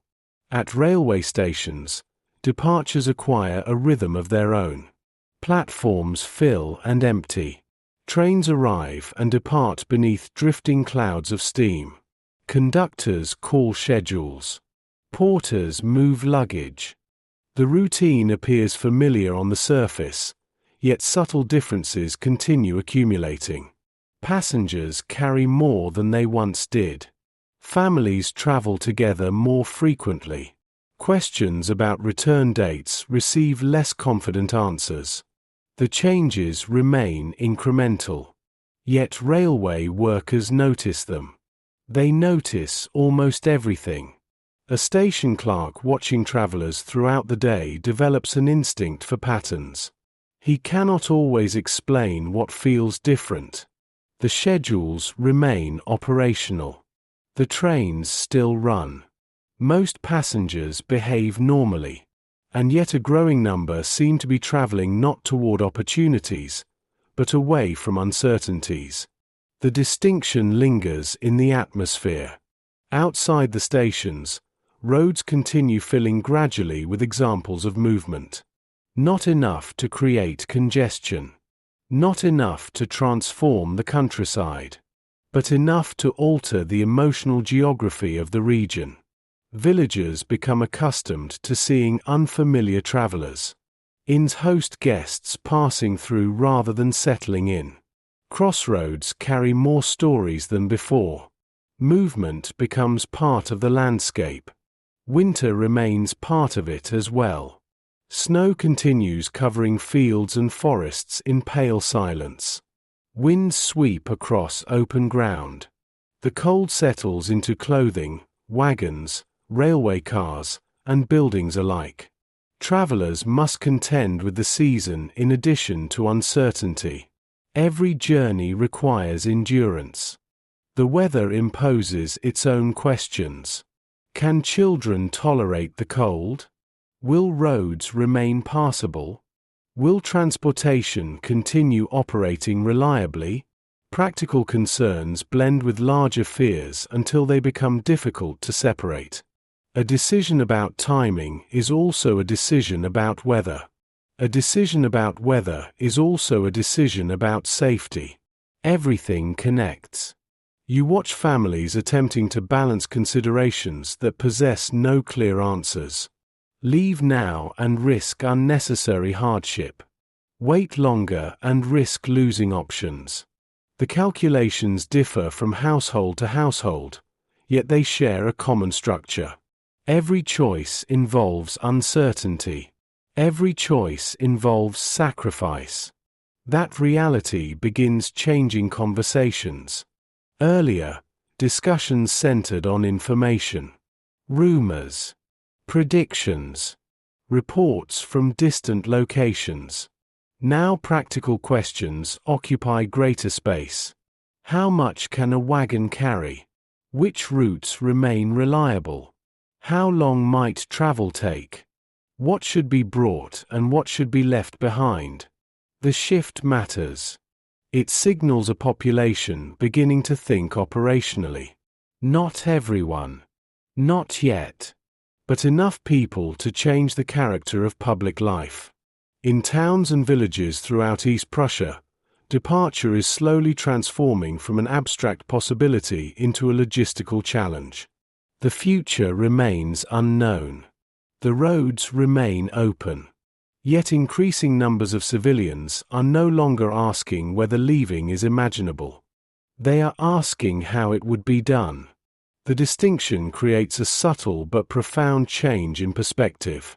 A person imagining departure still lives primarily in the present. A person planning departure has already begun negotiating with the future. As evening settles across the countryside once more, lamps appear behind windows where families continue discussing choices that grow heavier with each passing week. Some remain determined to stay. Others quietly prepare for journeys they hope never become necessary. Many occupy the uncertain ground between those positions.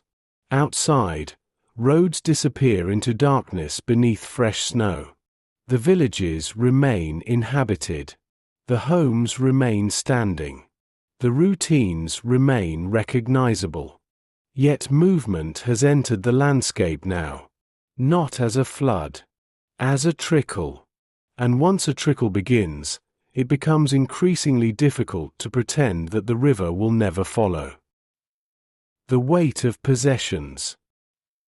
Long before people leave their homes, they begin deciding what home means. The question rarely presents itself directly. No one sits beside a stove and asks which objects deserve preservation while others deserve abandonment. The process unfolds more quietly than that. A drawer is organized. Important papers are gathered into a single folder. A photograph is moved from one room to another. A piece of jewelry is placed somewhere easier to find. Small actions accumulate. Together, they reveal a deeper reality. Every departure eventually becomes a negotiation with memory. Across East Prussia, families increasingly find themselves confronting practical questions that would once have seemed unimaginable. If travel becomes necessary, what should be taken? Which belongings justify space inside a wagon, a suitcase, or a railway compartment? Which possessions carry genuine value, and which merely occupy space? The questions appear logistical. They are profoundly emotional. You watch ordinary households moving through familiar rooms while seeing them differently than before. A cabinet inherited from grandparents. Books collected over many years. Tools worn smooth by daily use. Children's toys. Family photographs. Documents.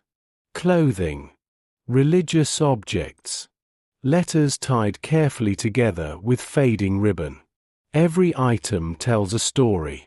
The problem is that stories weigh more than wagons can carry.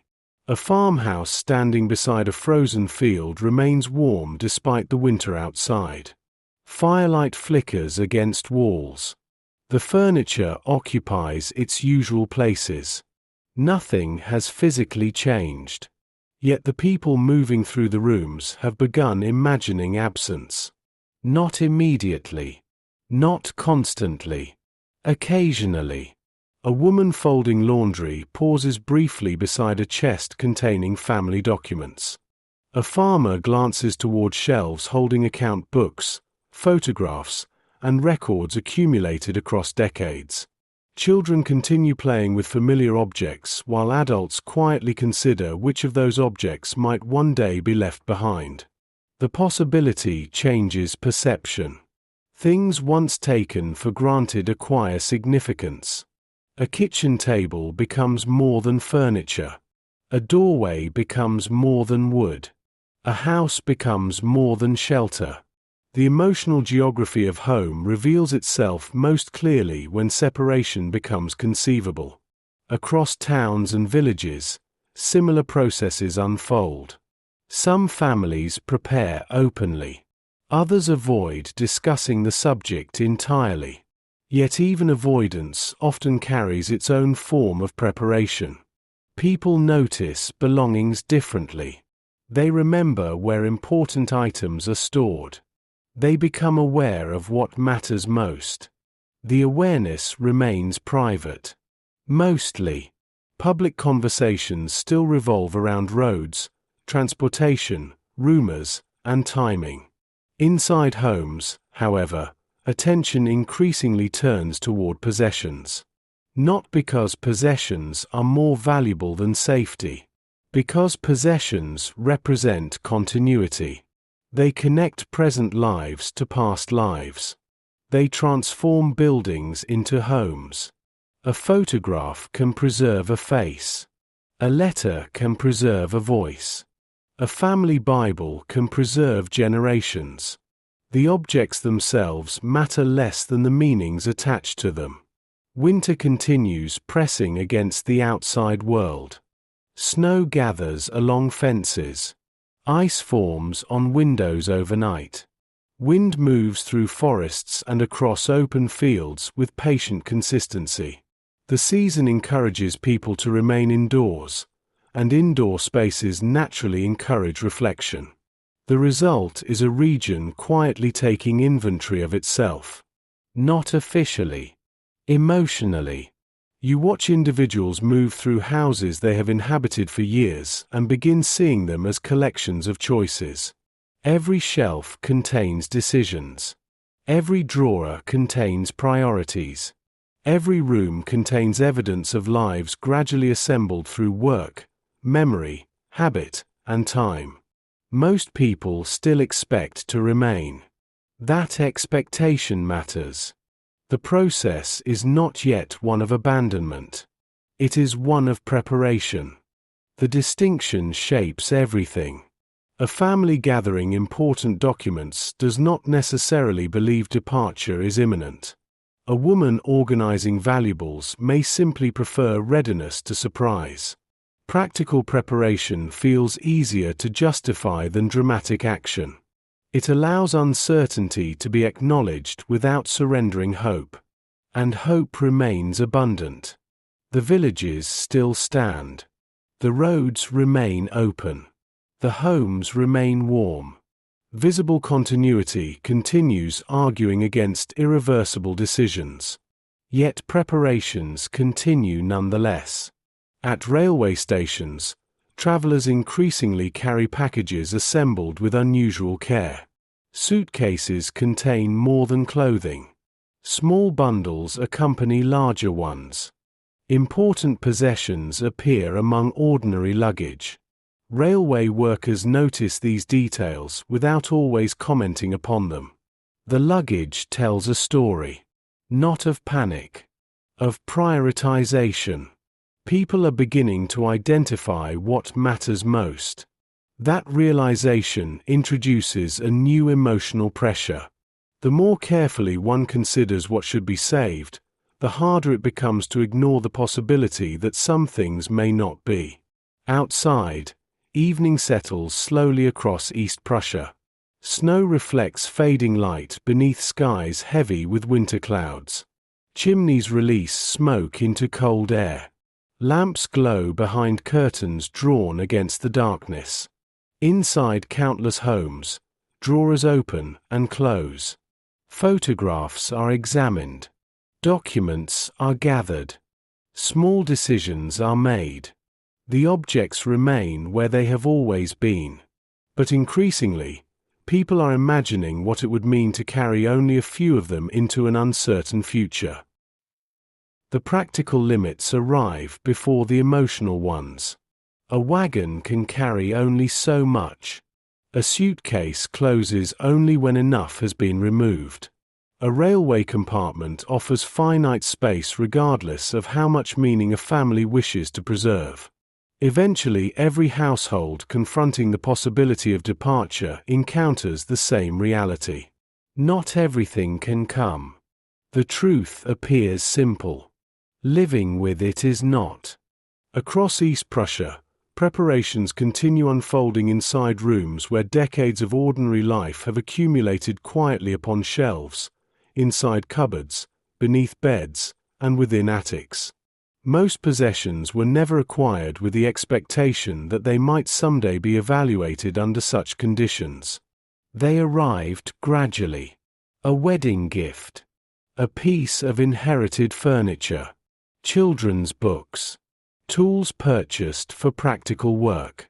Letters kept because throwing them away felt impossible. Together they form a physical archive of existence. You watch people moving through these archives while attempting to distinguish between necessity and attachment.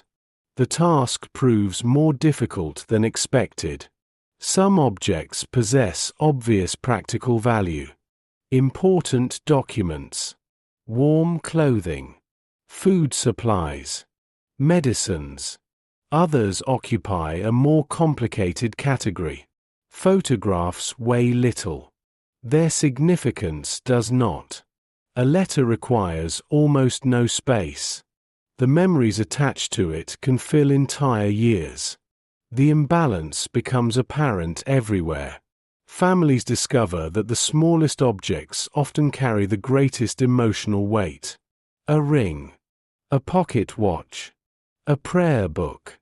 A faded photograph showing relatives standing in front of a house that still exists just beyond the window. Such items seem insignificant when measured physically. They become enormous when measured emotionally. The process transforms ordinary evenings. A family sorting belongings around a kitchen table may begin with practical intentions and end in reflection. One object leads to a story. A story leads to a memory. A memory leads to silence. Decisions slow as possessions reveal connections to lives that no one wishes to imagine losing. The preparations therefore unfold gradually. Not because people are indecisive. Because memory resists efficiency. Outside, winter remains indifferent to these private struggles. Snow continues falling across roads and rooftops. Trees stand motionless beneath frost. Fields disappear beneath broad expanses of white that smooth away boundaries and landmarks. The landscape grows quieter as the season deepens. Inside homes, however, attention grows increasingly focused. The future has begun entering rooms where it was previously discussed only in abstract terms. Now it occupies drawers, cupboards, shelves. The change is subtle yet significant. A person gathering important documents is no longer merely considering possibilities. They are assigning priorities. They are determining what aspects of life deserve preservation if preservation becomes difficult. Across towns and villages, similar decisions unfold simultaneously. Some families prepare extensively. Others prepare only a little. Many continue avoiding overt discussion while quietly organizing possessions behind the scenes. The approaches differ. The underlying condition remains remarkably consistent. People are beginning to translate uncertainty into action. Not large action. Preparatory action. That distinction continues defining this period. The roads remain open. The villages remain inhabited. No universal departure has begun. Yet beneath the surface of ordinary life, countless households are conducting private rehearsals for futures they hope never arrive. At railway stations, the same process becomes visible in motion. Travelers carry carefully selected luggage through waiting rooms warmed by coal stoves. Bags appear heavier not because they contain more possessions, but because each item has survived a process of selection. Every object packed represents several left behind. Railway employees notice the change even when passengers say nothing about it. The luggage looks different, more deliberate, less casual. People no longer travel with whatever happens to be convenient. They travel with what they consider important. The distinction reveals itself in small details. Documents carried close to the body. Packages wrapped against weather. Family photographs tucked between clothing. Personal items protected with unusual care. The future remains uncertain. The preparations do not. You watch East Prussia entering a new phase of waiting. Earlier, uncertainty revolved around information. Rumors. Predictions. Instructions that might or might not arrive. Now uncertainty increasingly revolves around preservation. What can be protected? What can be carried? What might have to remain behind? The questions alter perception. A house no longer appears solely as shelter. It appears as a collection of things that may someday require choices. A village no longer appears solely as a community. It appears as a place whose familiar details have become unexpectedly precious. The emotional pressure grows quietly through repetition. Every object considered. Every drawer organized. Every possession evaluated. The process rarely produces immediate conclusions. Instead, it gradually changes how people relate to the lives they are trying to preserve. Outside, darkness settles across the countryside once more. Snow absorbs sound. Roads disappear into the night. Church towers stand motionless above sleeping towns. Lamps glow behind curtains while families continue sorting, gathering, remembering, and deciding. The homes remain occupied. The furniture remains in place. The photographs remain on shelves. Yet something has already begun shifting. People are no longer simply waiting for instructions. They are preparing for consequences. And preparation has a way of making distant possibilities feel suddenly close. The shape of leaving. There comes a point when preparation begins changing the way people move through their days. The world remains outwardly familiar. The same roads cross the same fields. The same church bells mark the hours. The same shops open each morning beneath winter skies. Yet something internal has shifted. Actions once performed automatically now carry an additional layer of awareness. People begin noticing exits. Not consciously at first. Simply noticing. A road leading west. A railway connection. A relative living elsewhere. A vehicle that remains operational. The landscape slowly reorganizes itself around possibilities. Across East Prussia, many civilians continue living in homes they have no immediate intention of abandoning.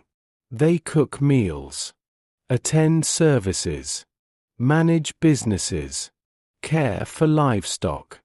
The routines remain intact. Yet beneath those routines runs a growing awareness that every familiar place now exists within a larger question. How long will it remain accessible? The question rarely receives a direct answer. Instead, it lingers quietly behind ordinary observations. A farmer driving a wagon along a road he has traveled for years notices the condition of bridges more carefully than before. A railway employee pays closer attention to available routes. A mother walking through town remembers which relatives live farther west and how long it might take to reach them. The thoughts arrive naturally. Preparation creates them. You watch individuals carrying on with daily responsibilities while simultaneously constructing mental maps of alternatives. The process is rarely dramatic. No one stands beside a window and suddenly decides that everything has changed. Rather, small considerations accumulate until they become part of perception itself. The road to another town. The train schedule posted at the station. The location of stored documents. The distance to relatives. Possibilities begin occupying permanent space within ordinary thought. Outside, winter continues defining the physical environment. Snow drifts against fences and stone walls. Wind crosses frozen fields. Days remain short enough that darkness arrives before many tasks feel completed. The season imposes limits on movement, but it also sharpens awareness of movement. Every journey stands out. Travel requires effort. Travel requires planning. Travel leaves visible traces. At a railway station surrounded by snow-covered streets, passengers gather beneath signs displaying destinations that have become increasingly meaningful. Names once viewed simply as locations now suggest options. Some towns represent relatives. Others represent safety. Others represent uncertainty of a different kind. The destinations have not changed. Their emotional significance has. A woman standing on the platform studies a timetable while snow settles upon her coat. She is not leaving today. She may not leave next week. Yet she reads the schedule carefully all the same. Information itself has become a form of preparation. Many people behave similarly. They gather knowledge without committing to action. They identify possibilities without choosing among them. The process provides a sense of control in circumstances where certainty remains scarce. Across villages and towns, conversations reflect the same pattern.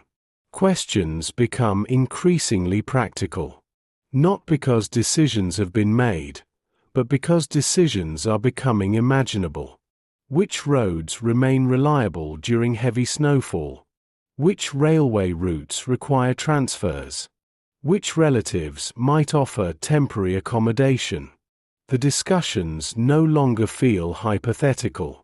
Neither do they feel final. The region occupies an uneasy middle ground between those conditions. You watch East Prussia entering a phase where departure exists everywhere and nowhere at once. It exists in conversations, plans, preparations, and mental calculations. Yet most people remain exactly where they have always been. Their homes remain occupied. Their routines remain recognizable. Their communities remain intact. The contradiction becomes one of the defining experiences of civilian life. To prepare for leaving while continuing to stay. To imagine absence while maintaining presence.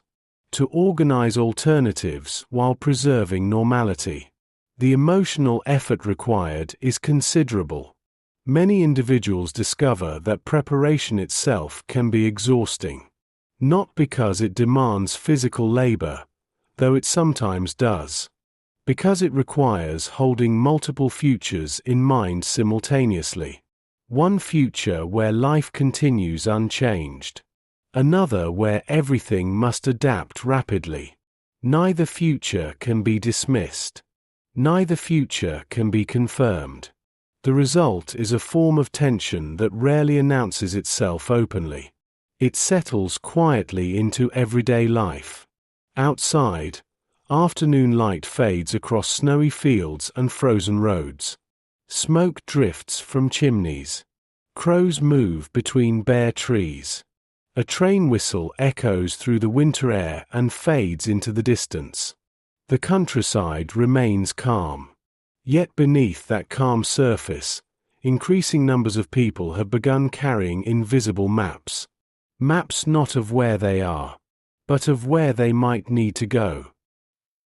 The human mind prefers clear boundaries. A journey begins. A journey ends. A decision is made. A decision is completed.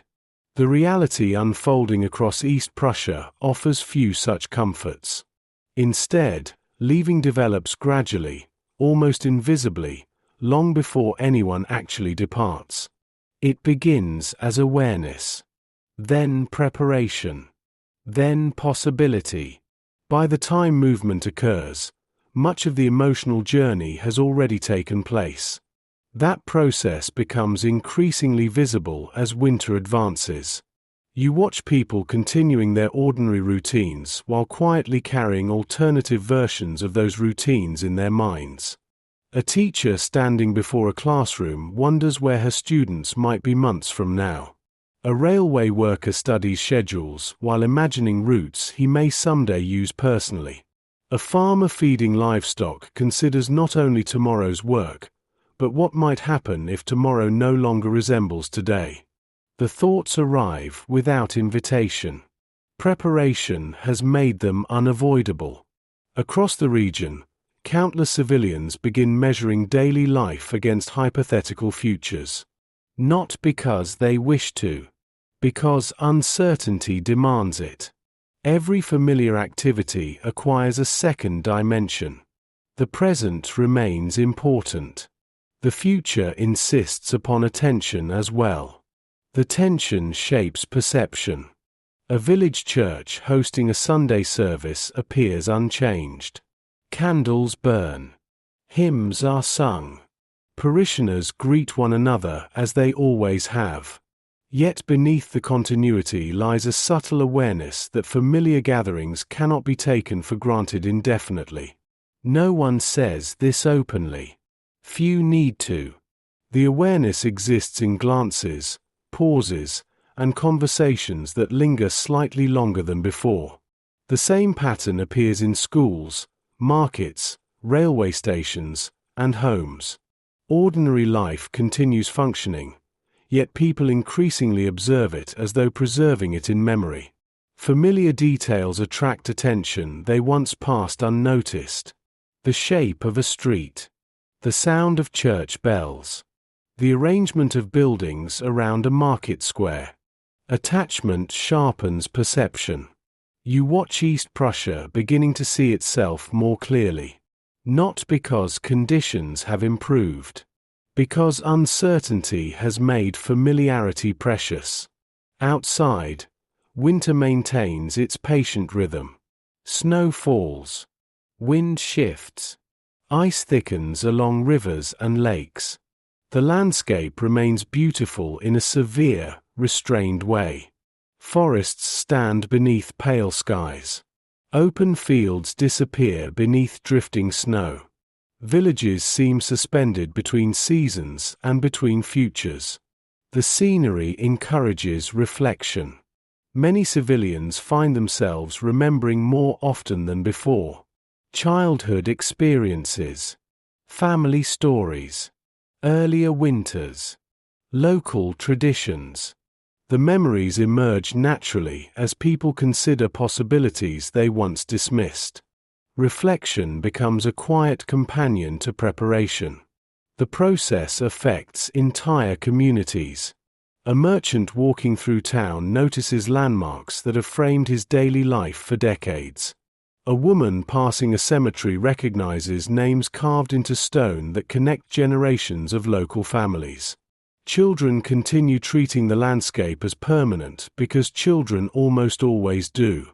Adults increasingly understand that permanence can be fragile. The realization remains incomplete. Yet it grows. At railway stations, practical preparations continue. Schedules are studied. Routes discussed. Information exchanged.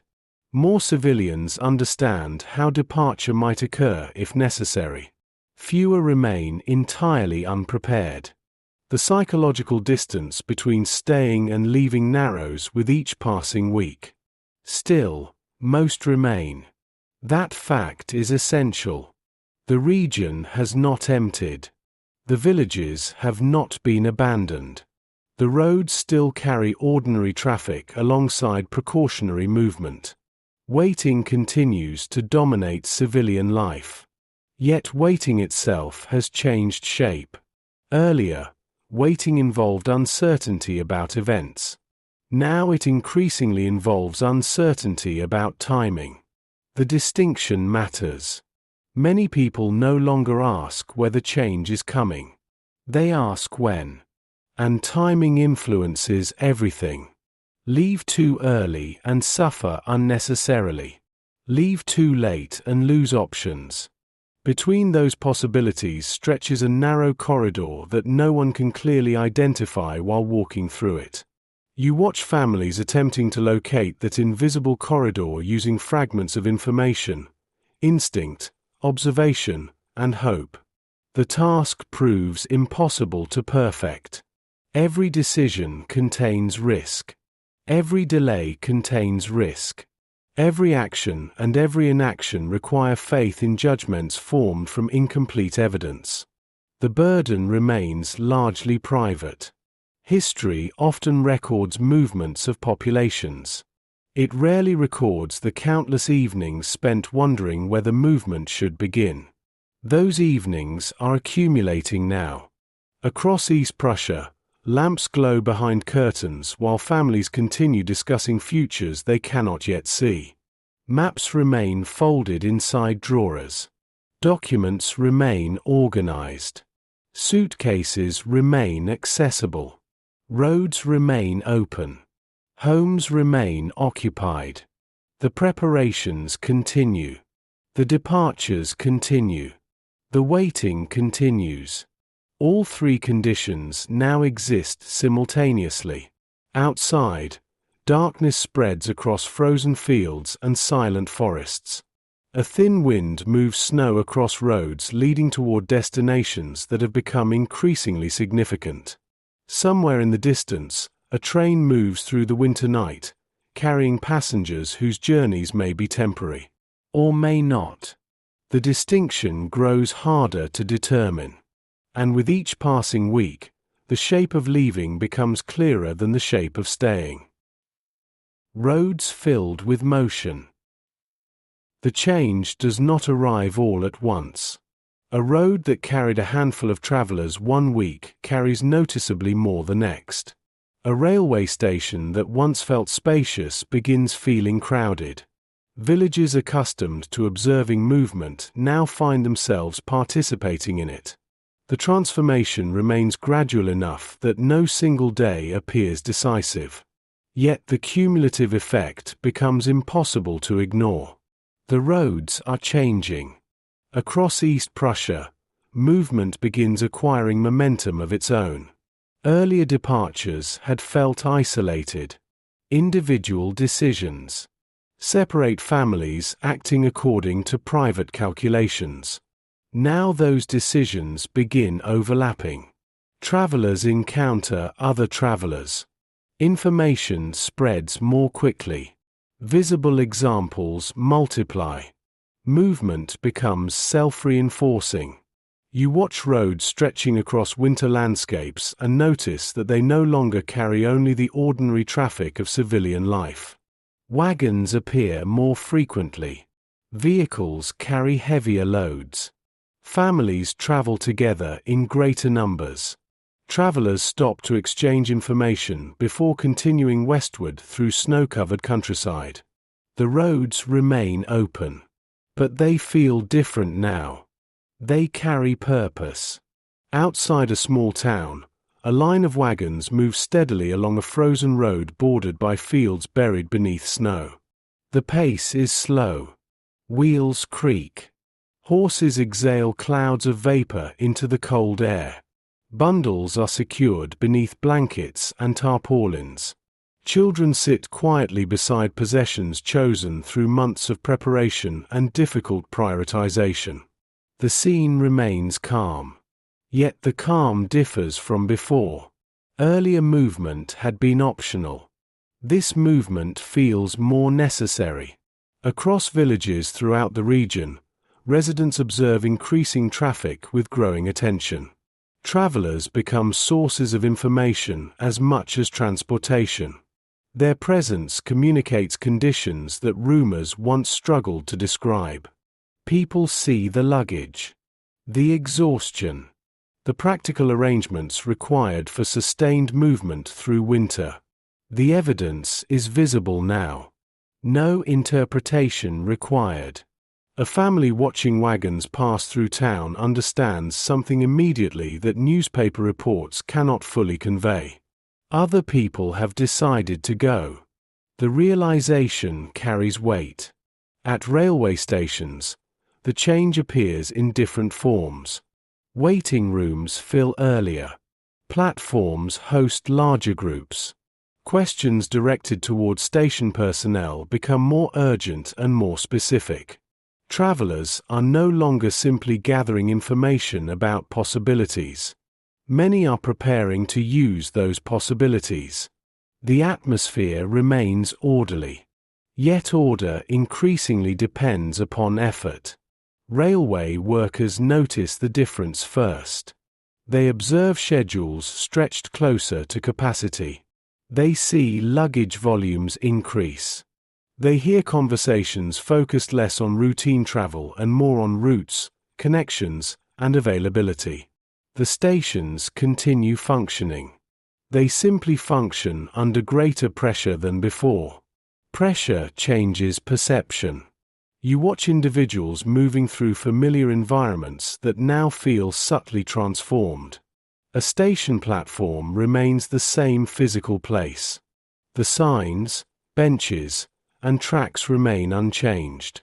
Yet the emotional character of the environment shifts because the purpose of movement has changed. Travel begins carrying uncertainty with it. Passengers no longer know precisely when they will return. Some do not know whether they will return at all. Outside the transportation networks, villages continue balancing continuity against movement. Schools remain open. Shops continue operating. Churches still gather congregations. Daily life refuses to disappear simply because increasing numbers of people are leaving. The coexistence creates a strange atmosphere. A classroom remains full while several desks sit empty. A market operates while familiar customers are absent. A church service continues beneath the same roof, though some families no longer occupy their usual pews. The structures remain. The population begins shifting within them. Winter amplifies every difficulty. Snow narrows roads already carrying more traffic than before. Ice complicates journeys. Cold weather increases the physical burden of travel. Every kilometer demands effort. Every delay creates additional problems. The season transforms movement into endurance. The travelers understand this immediately. A wagon crossing frozen countryside must contend not only with distance but with exposure.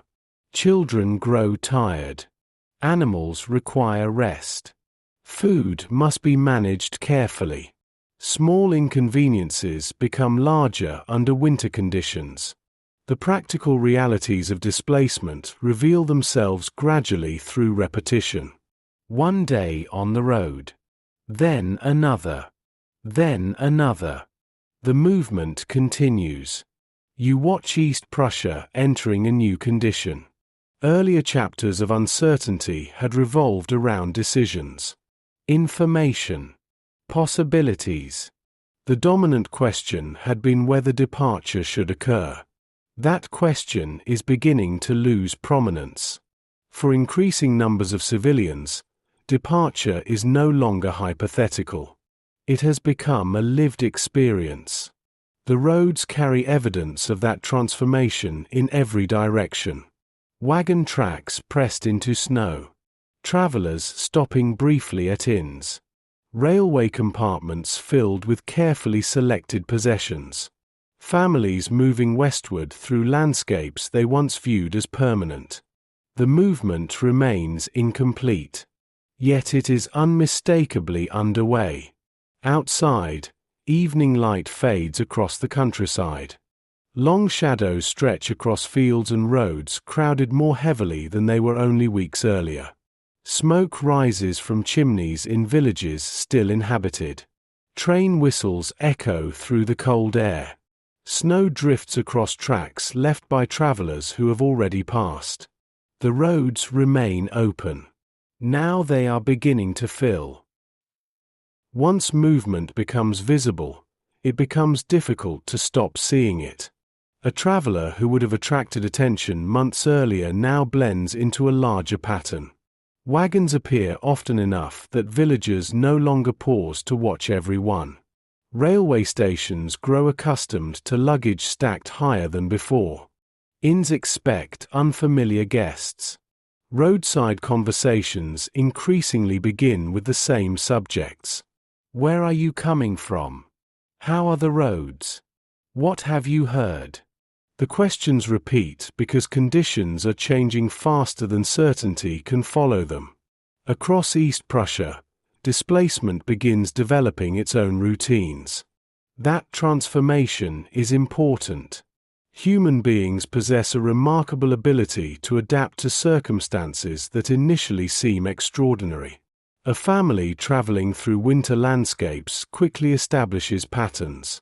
Meals are prepared at certain times. Rest stops occur when possible. Children are comforted. Supplies are checked. Distances are measured not in kilometers but in stages of endurance. The unfamiliar gradually acquires structure.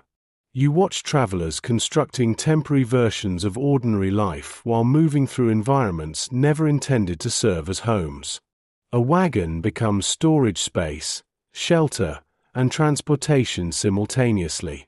A railway compartment becomes a dining room, waiting room, and sleeping space within the span of a single journey. A roadside inn becomes a place where uncertainty briefly pauses before continuing onward. The routines remain fragile.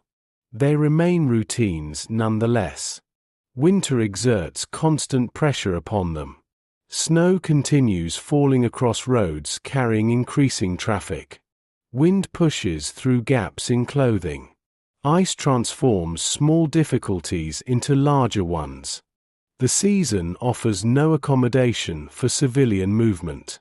It treats travelers and residents alike with equal indifference. That indifference shapes every journey. A road that appears manageable on a map can become exhausting after hours of exposure. A delay that seems minor on paper can become significant when daylight disappears early and temperatures continue falling. Every traveler learns these lessons through experience. The movement acquires a physical reality that planning alone could never fully anticipate. Across villages and towns, those who remain witness the transformation from different perspectives. Some watch roads carrying unfamiliar volumes of traffic. Others encounter travelers seeking directions, information, or temporary assistance. The movement exists beyond their own decisions now. It has become part of the environment. A merchant opening his shop each morning notices faces he has never seen before. A farmer encounters travelers on roads once used primarily by local traffic. A station employee processes increasing numbers of passengers whose destinations feel uncertain even to themselves. The examples accumulate. And examples influence expectations. You watch conversations changing accordingly. Earlier discussions focused on whether departure might eventually become necessary. Now many conversations concern practical observations of movement already underway. People compare reports concerning crowded routes. They discuss transportation capacity. They share information about conditions encountered by travelers. The subject has changed. Departure is no longer merely a possibility. It is a reality being observed in real time. Yet East Prussia remains suspended between two worlds. This is what makes the period so distinctive. The region has not emptied. The villages have not vanished. Life continues. Schools still operate. Businesses remain open. Church bells still sound across snowy landscapes. At the same time, movement continues expanding. The roads carry more traffic. The stations host more passengers. The uncertainty surrounding return grows more pronounced. Both realities exist simultaneously. The tension creates a strange emotional atmosphere. A family may share supper in the same house they have occupied for years while hearing wagons pass outside carrying people who have already chosen differently. Familiarity and displacement coexist within the same evening. Neither fully displaces the other. Not yet. At railway stations, workers begin noticing another subtle change. Earlier travelers often spoke about destinations. Increasingly, they speak about routes. The difference seems minor. It is not. A destination implies arrival. A route implies continuation. Many civilians no longer know precisely where their journeys will end. They know only the next stage, the next train, the next town, the next place where decisions may need to be reconsidered. Movement itself becomes the dominant condition. The observation reveals how profoundly civilian life has changed. For generations, homes provided orientation. Villages provided identity. Communities provided continuity. Now increasing numbers of people derive orientation from schedules, roads, weather conditions, and transportation availability. The shift remains incomplete. It is already significant. Outside, darkness settles across the countryside once more. Snow falls through the beams of station lamps. Wagons continue moving along frozen roads. Travelers wrap blankets more tightly against the cold. Villages retreat into pools of warm light surrounded by winter darkness. The movement does not stop when evening arrives. It simply becomes harder. Across East Prussia, more people are sleeping away from the homes they expected to occupy this winter. More journeys continue beyond their original intentions. More possessions travel through the landscape than remain at rest. The roads remain open. The roads remain crowded. And with every passing day, motion itself is becoming a way of life. Winter between destinations. The hardest part of displacement is often not the departure. It is the period afterward, when the journey continues longer than expected. Many civilians leaving East Prussia had imagined movement as a temporary phase. A train ride. A few days on the road. A short stay with relatives before circumstances became clearer. Even those who anticipated difficulty often imagined difficulty occurring within a recognizable structure. A beginning. A middle. An end. Winter has a way of disrupting such expectations. Across the roads, railways, and temporary shelters of the region, increasing numbers of civilians discover that movement itself has become their environment. They no longer inhabit homes. They inhabit journeys. Their daily routines are shaped less by locations than by conditions. The next train. The next road. The next place to sleep. The next source of information. You watch people adapting to a life measured in stages rather than destinations. A family boarding a train cannot be entirely certain where they will spend the following night. A traveler arriving in one town may learn that circumstances require continuing onward. Plans remain fluid because conditions remain fluid. The uncertainty extends beyond departure itself. It accompanies the travelers. Winter intensifies every aspect of the experience. Railway stations remain crowded long after their designers intended. Waiting rooms become temporary refuges where families attempt to rest between stages of travel. Coal stoves provide warmth when fuel is available. Benches become places for sleeping. Luggage serves as furniture, storage, and reassurance simultaneously. The stations continue functioning as transportation hubs. Increasingly, they function as temporary communities as well. People who have never met share information, observations, and practical advice. They discuss routes, exchange rumors, compare conditions. For brief periods, strangers become companions united by circumstance rather than familiarity. The relationships are transient. The need behind them is not. Outside the stations, roads continue carrying movement through frozen landscapes. Snowdrifts reshape familiar routes. Wind sweeps across open fields with enough force to erase tracks within hours. Trees stand motionless beside highways carrying travelers who often know little more than the direction they hope to follow. The countryside appears vast. Vastness affects perception. A journey that seemed manageable on a map can feel endless when experienced through cold weather, uncertain schedules, and repeated delays. Distances expand emotionally. Every additional day on the road introduces new complications. Supplies diminish. Fatigue accumulates. Information becomes outdated almost as soon as it is received. The travelers learn patience because circumstances leave few alternatives. You watch families constructing routines within instability. Children are fed when possible. Belongings are reorganized repeatedly. Sleep occurs wherever conditions allow.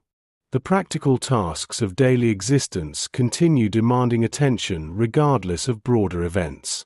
That continuity matters. Displacement does not suspend ordinary needs. People still require food, rest, warmth. Human beings remain human even while moving through extraordinary circumstances. Across East Prussia and beyond, temporary accommodations begin absorbing increasing numbers of civilians. Relatives offer space. Public buildings host travelers. Private homes expand beyond their intended capacity. Rooms designed for a few occupants now shelter many more. The arrangements vary. Their purpose remains consistent: to provide pause. A pause from movement. A pause from uncertainty. A pause from winter itself. Yet pauses rarely feel permanent. Many civilians arrive at temporary locations fully expecting to continue onward later. The distinction shapes behavior. People unpack only partially. They remain attentive to new information. They continue monitoring conditions elsewhere. Even moments of relative safety often carry an undercurrent of impermanence. The future remains unsettled. And so do the people moving through it. You watch East Prussia's civilian population entering a new psychological phase. Earlier chapters centered upon decisions. Whether to stay. Whether to leave. Those questions dominated public life. Increasingly, however, another question emerges. How long will this continue? The shift reflects changing realities. Once movement begins, uncertainty does not disappear. It changes form. Earlier uncertainty concerned choices. Now it concerns duration. No one can confidently predict when journeys will end, when stability will return, or what conditions await beyond the next stage of travel. The lack of answers becomes its own burden. Winter magnifies that burden. Darkness arrives early. Cold temperatures persist. The landscape offers little comfort beyond its stark beauty. Travelers continue moving through environments that seem endless, carrying possessions selected through painful decisions and hopes that remain difficult to define. Outside, evening settles across snowy roads stretching toward horizons hidden by weather and distance. Station lamps glow through falling snow. Smoke rises from temporary shelters. Trains continue moving through the darkness carrying passengers whose lives now unfold between destinations rather than within them. The movement continues. The winter continues. And increasingly, civilians discover that the journey itself has become home. After enough days of movement, time begins behaving differently. The calendars still exist. Dates continue advancing. Newspapers continue printing them. Yet for many civilians traveling through winter landscapes, ordinary measurements lose some of their significance. The experience of displacement creates its own sense of time, shaped less by weeks and months than by departures, arrivals, delays, and weather. A journey becomes a sequence of conditions. A station reached before nightfall. A road completed before snowfall. A room found before temperatures drop further. The future contracts. You watch travelers adapting to this narrowing horizon. Earlier, many had thought in terms of seasons, businesses, farms, schools, and plans extending months ahead. Now attention focuses increasingly upon immediate practical realities. Food for tomorrow. Transportation for the next stage. Shelter for the coming night. The adjustment is not a sign of diminished hope. It is a sign of concentration.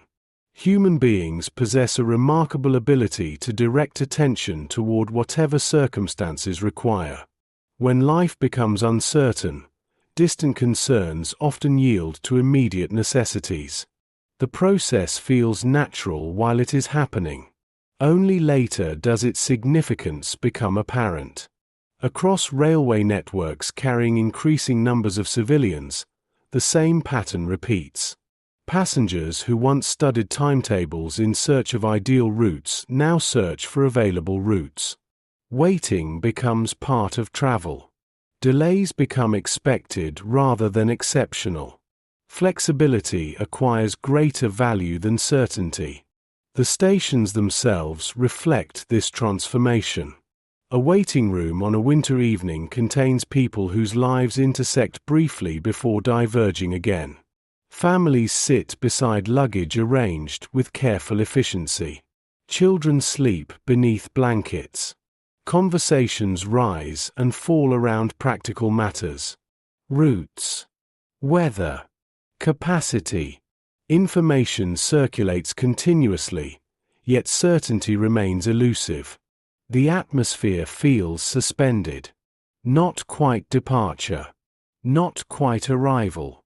A space between states. Outside, snow continues falling across roads carrying travelers toward destinations that may themselves prove temporary. The landscape remains beautiful in a distant, indifferent way. Moonlight reflects from frozen fields. Forests stand dark against pale horizons. Villages appear and disappear as journeys continue through the winter night. The scenery changes. The condition remains consistent. Movement. You watch civilians gradually learning the emotional discipline required by prolonged uncertainty. Expectations become smaller. Plans become shorter.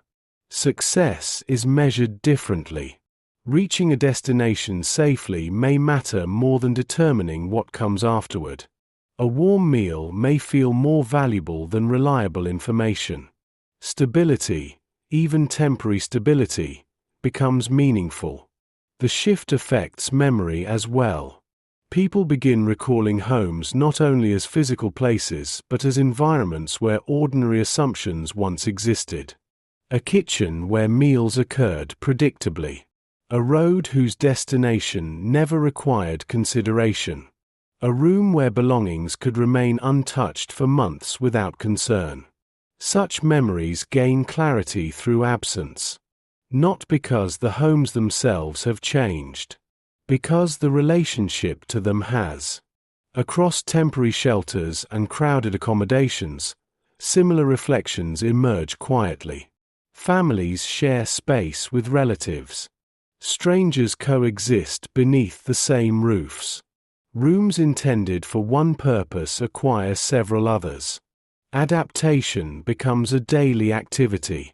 Human beings adjust because they must. Yet adaptation should not be mistaken for comfort. The distinction matters. People learn to function within difficult circumstances long before those circumstances feel normal.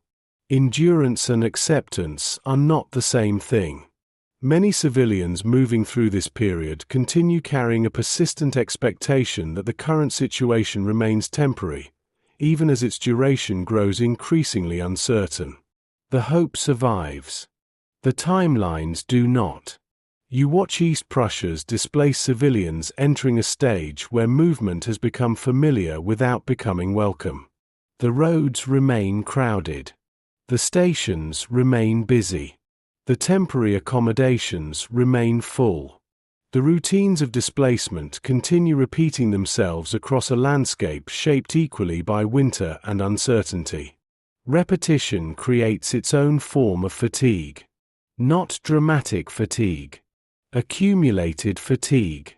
The kind that arrives gradually through interrupted sleep, changing plans, unfamiliar surroundings, and constant attention to practical details. Each challenge appears manageable on its own. Together they create a steady pressure that accompanies every stage of the journey. Outside, another evening settles across the roads and railways of the region. Snow drifts through station lights. Travelers continue arriving and departing. Temporary shelters fill with conversations conducted in lowered voices. Somewhere, a child asks when the journey will end. Somewhere else, an adult wishes they knew the answer. No one does. The roads continue stretching westward. The trains continue running. The winter continues deepening. And for increasing numbers of civilians, life now unfolds not within communities rooted to a place, but within a movement that seems to possess no clear conclusion. The destinations remain uncertain. The journey remains real. And each passing day makes it harder to remember what ordinary life once felt like. The realization does not arrive on a single day. No announcement marks it. No official document confirms it. No traveler wakes one morning with complete certainty that the world left behind has become inaccessible in a deeper sense than distance alone. Instead, the realization emerges gradually. Through repetition. Through absence. Through the slow accumulation of facts that become increasingly difficult to interpret any other way. Across the roads, railway stations, temporary shelters, and borrowed rooms where displaced civilians now spend their days, conversations begin changing once again. Earlier discussions focused on movement itself. Routes. Transportation.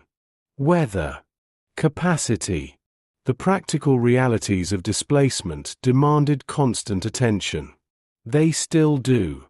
Yet another subject begins appearing more frequently. Home. Not as a destination. As a memory.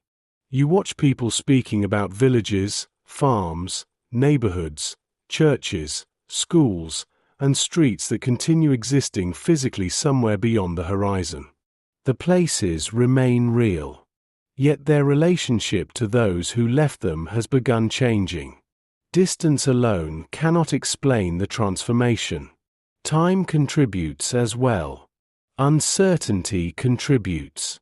The growing awareness that return may not occur contributes most of all. A family staying with relatives gathers around an evening meal. The room is warm. The conversation is calm. Someone mentions a familiar road near home. Another remembers a particular shop. A child describes a favorite place beside a frozen stream. The memories arise naturally, without intention. What changes is the way people listen. The details receive more attention than before. The road, the building, the field, the church bell. Ordinary things begin acquiring the softness that memory often grants them. Across East Prussia's displaced population, similar moments occur repeatedly. Not dramatic recollections. Small ones. The smell of bread from a particular bakery. The sound of wagon wheels crossing a bridge.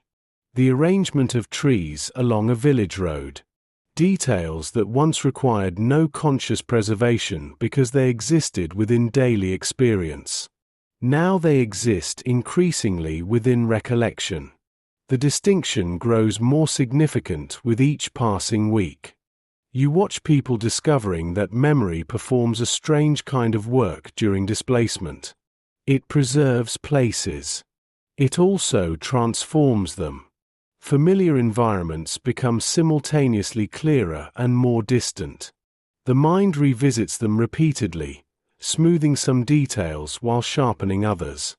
Home continues living inside thought even while access to it becomes uncertain.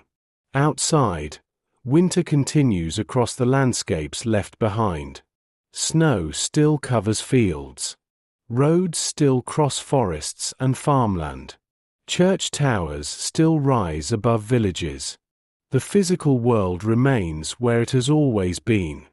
Yet for many civilians, that world is becoming harder to imagine as a place they will simply return to when circumstances improve. The realization remains incomplete. Many continue hoping. Many continue expecting. Yet hope increasingly shares space with another possibility. The possibility that departure may have become something larger than a temporary interruption. At railway stations farther west, travelers continue arriving from regions they once assumed they would revisit soon. The journeys remain difficult. The information remains uncertain. Yet the emotional character of the movement begins changing. Earlier departures carried expectations of eventual return. Increasingly, those expectations become harder to sustain without qualification. People continue speaking of return. They speak of it differently. The language grows careful, conditional, dependent upon events no one can confidently predict. A farmer discussing his land no longer says when he will return. He says if. A mother describing her home no longer speaks about next season. She speaks about someday. The shifts seem small. They are not. Words reveal adaptation occurring beneath the surface of thought.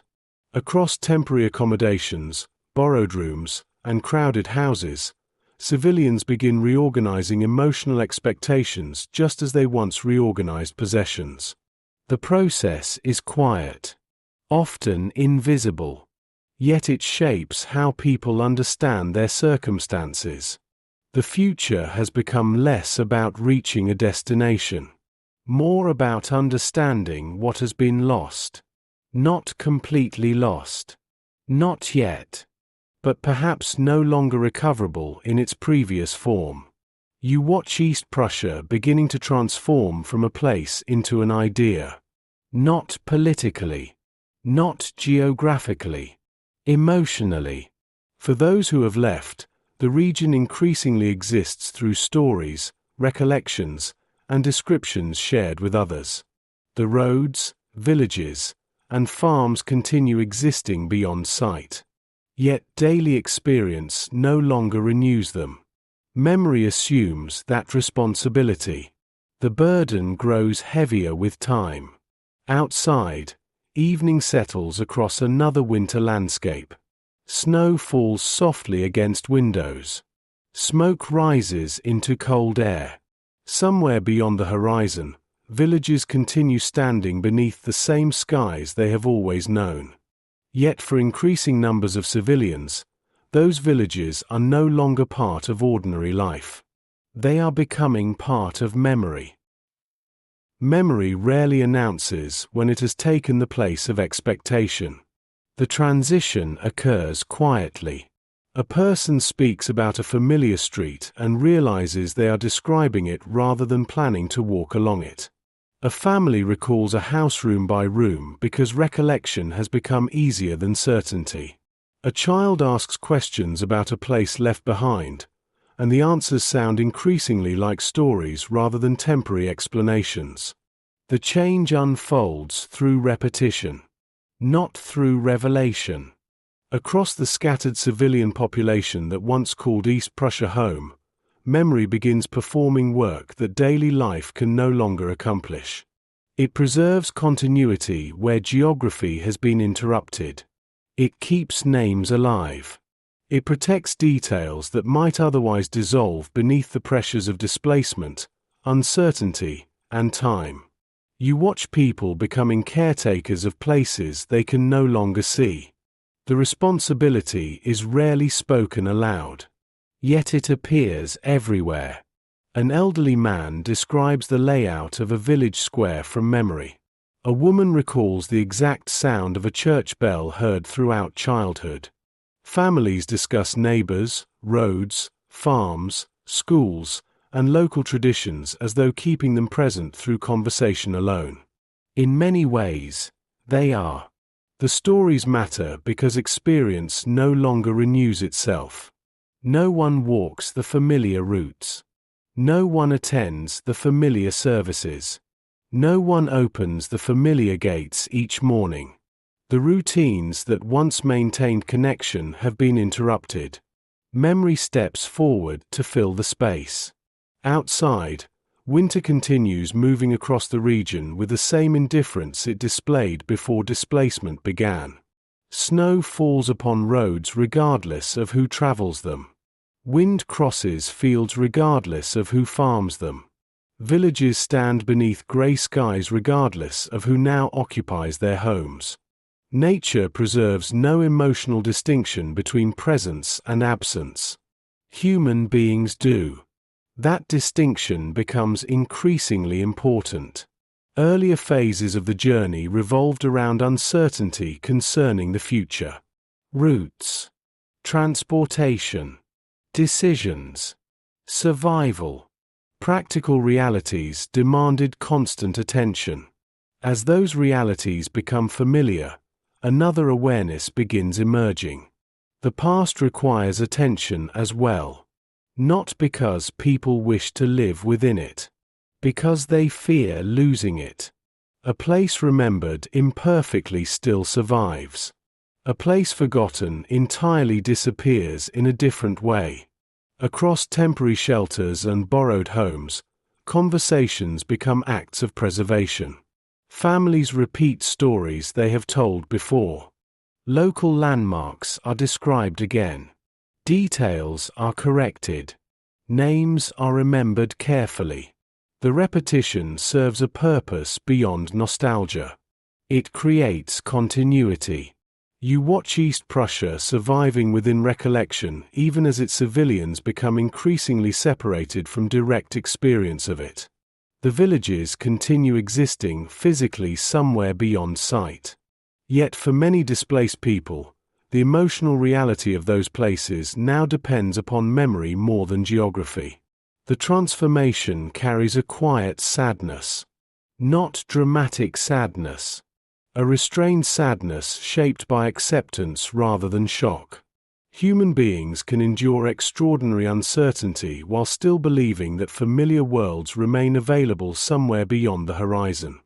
The realization that those worlds may no longer be accessible in the same way introduces a different emotional condition altogether. Not fear. Loss. The distinction matters. Fear concerns what may happen. Loss concerns what already has. The displaced civilians do not necessarily know what future political arrangements, borders, governments, or military outcomes will eventually emerge. Those questions remain unresolved. Yet many are beginning to understand something simpler and more personal. Even if return becomes possible, return may not restore what existed before. Time changes places. Absence changes people. History changes both. The realization arrives slowly enough that it often feels less like a discovery than an accumulation. One memory, then another. One conversation, then another. One moment when a familiar place appears more vivid in recollection than in expectation. The moments gather quietly. Outside, evening settles across snow-covered landscapes stretching far beyond the sight of those who remember them. Church towers rise above villages. Frozen roads cross forests and open fields. Smoke drifts from chimneys into winter air. The places still exist. Yet increasingly, they exist in two forms. The physical places and the remembered places. For many civilians, the second version is beginning to feel more accessible than the first. You watch families preserving details because details have become precious. The shape of a street, the sound of a market, the color of a building at sunset. Small observations once overlooked because they seemed permanent. Nothing reveals the value of ordinary things quite like separation from them. The winter continues. The journeys continue. The memories continue. And somewhere along the way, East Prussia has begun changing from a homeland people expected to revisit into a homeland they fear may survive primarily within remembrance. Outside, snow falls softly through the darkness. Inside, stories continue. The stories are carrying entire landscapes now. The silence after movement. Eventually, even displacement begins to slow. Not because uncertainty has been resolved. Not because every traveler has reached a destination. Because human movement, like weather, cannot remain at maximum intensity forever. Journeys conclude. Temporary accommodations become semi-permanent. Roads that once carried constant motion begin carrying less. Railway stations continue operating, but the emotional urgency that defined earlier weeks settles into something quieter. A different condition emerges. The silence after movement. You watch civilians who spent months thinking about departure, then weeks living inside movement itself, gradually discovering that stillness presents its own challenges. During the journey, attention remained focused upon practical matters. Routes, schedules, shelter, food, the next stage, the next decision. Movement provided structure. Now many find themselves facing longer stretches of reflection. Reflection changes the emotional landscape. A family living in borrowed rooms has begun establishing routines. Meals occur at familiar times. Children adapt to new surroundings. Daily tasks return. The practical demands of existence reassert themselves. Yet beneath that returning normality lies an awareness that the old normality has not returned with it. The distinction becomes increasingly difficult to ignore. People are no longer simply away from home. They are living elsewhere. The realization carries weight. Outside, winter begins its slow movement toward another season. Snow still covers fields and roads, but subtle changes appear. Daylight lingers slightly longer. The quality of the air shifts. Water occasionally appears beneath melting ice before freezing again overnight. The landscape remains winterbound, yet hints of transition emerge. Nature continues moving forward. Human emotions often move more slowly. You watch displaced civilians adjusting to environments that were once intended as temporary. Rooms acquire familiar arrangements. Belongings are unpacked more completely. Daily routines become predictable enough to stop requiring constant attention. The adaptations are practical, necessary. They also reveal something important. Human beings cannot remain suspended indefinitely. Eventually, life begins rebuilding itself, even in uncertain circumstances. Across communities hosting displaced populations, similar processes unfold. Schools absorb new students. Markets acquire new customers. Churches welcome unfamiliar congregants. The integration remains incomplete. Yet it occurs. The structures of ordinary life possess a remarkable capacity for expansion. Still, adaptation should not be mistaken for replacement. The distinction remains essential. A new routine does not erase an old one. A new community does not erase attachment to a previous community. The civilians settling into unfamiliar environments continue carrying entire landscapes within memory. The roads, villages, farms, and towns of East Prussia remain present within conversation, reflection, and imagination. They simply no longer dominate every waking thought. Time introduces distance of its own. Not emotional distance. Practical distance. The mind cannot sustain constant attention upon loss while simultaneously managing the demands of daily life. People work. Children grow. Meals must be prepared. Clothing repaired. Responsibilities fulfilled. The ordinary tasks of existence gradually reclaim portions of attention once occupied entirely by uncertainty. The process feels almost disloyal at first. Many experience moments of guilt when they discover themselves laughing, planning, or adapting, as though adjustment somehow diminishes what has been left behind. Yet adjustment is not betrayal. It is survival. You watch civilians learning this lesson slowly. A family establishes new habits while continuing to remember old ones. A child begins treating unfamiliar streets as familiar. Adults develop relationships within communities they never expected to inhabit. The future begins asserting itself despite the persistence of the past. The two conditions coexist. Neither defeats the other. Outside, roads once crowded with travelers appear quieter beneath late winter skies. Railway stations still function. Trains still arrive and depart. Yet the character of movement has changed. The great uncertainty surrounding departure has largely passed. In its place stands a quieter uncertainty concerning permanence. How long will this last? What comes next? Will return ever occur? The questions remain. Their tone has changed. Earlier, uncertainty demanded action. Now uncertainty demands endurance. You watch East Prussia's civilians entering a final emotional phase. Not the end of hardship. Not the end of history. The end of a particular condition. The condition of living entirely inside movement. Increasingly, life settles into something else. A quieter state. A reflective state. A state where memory and adaptation begin sharing the same space.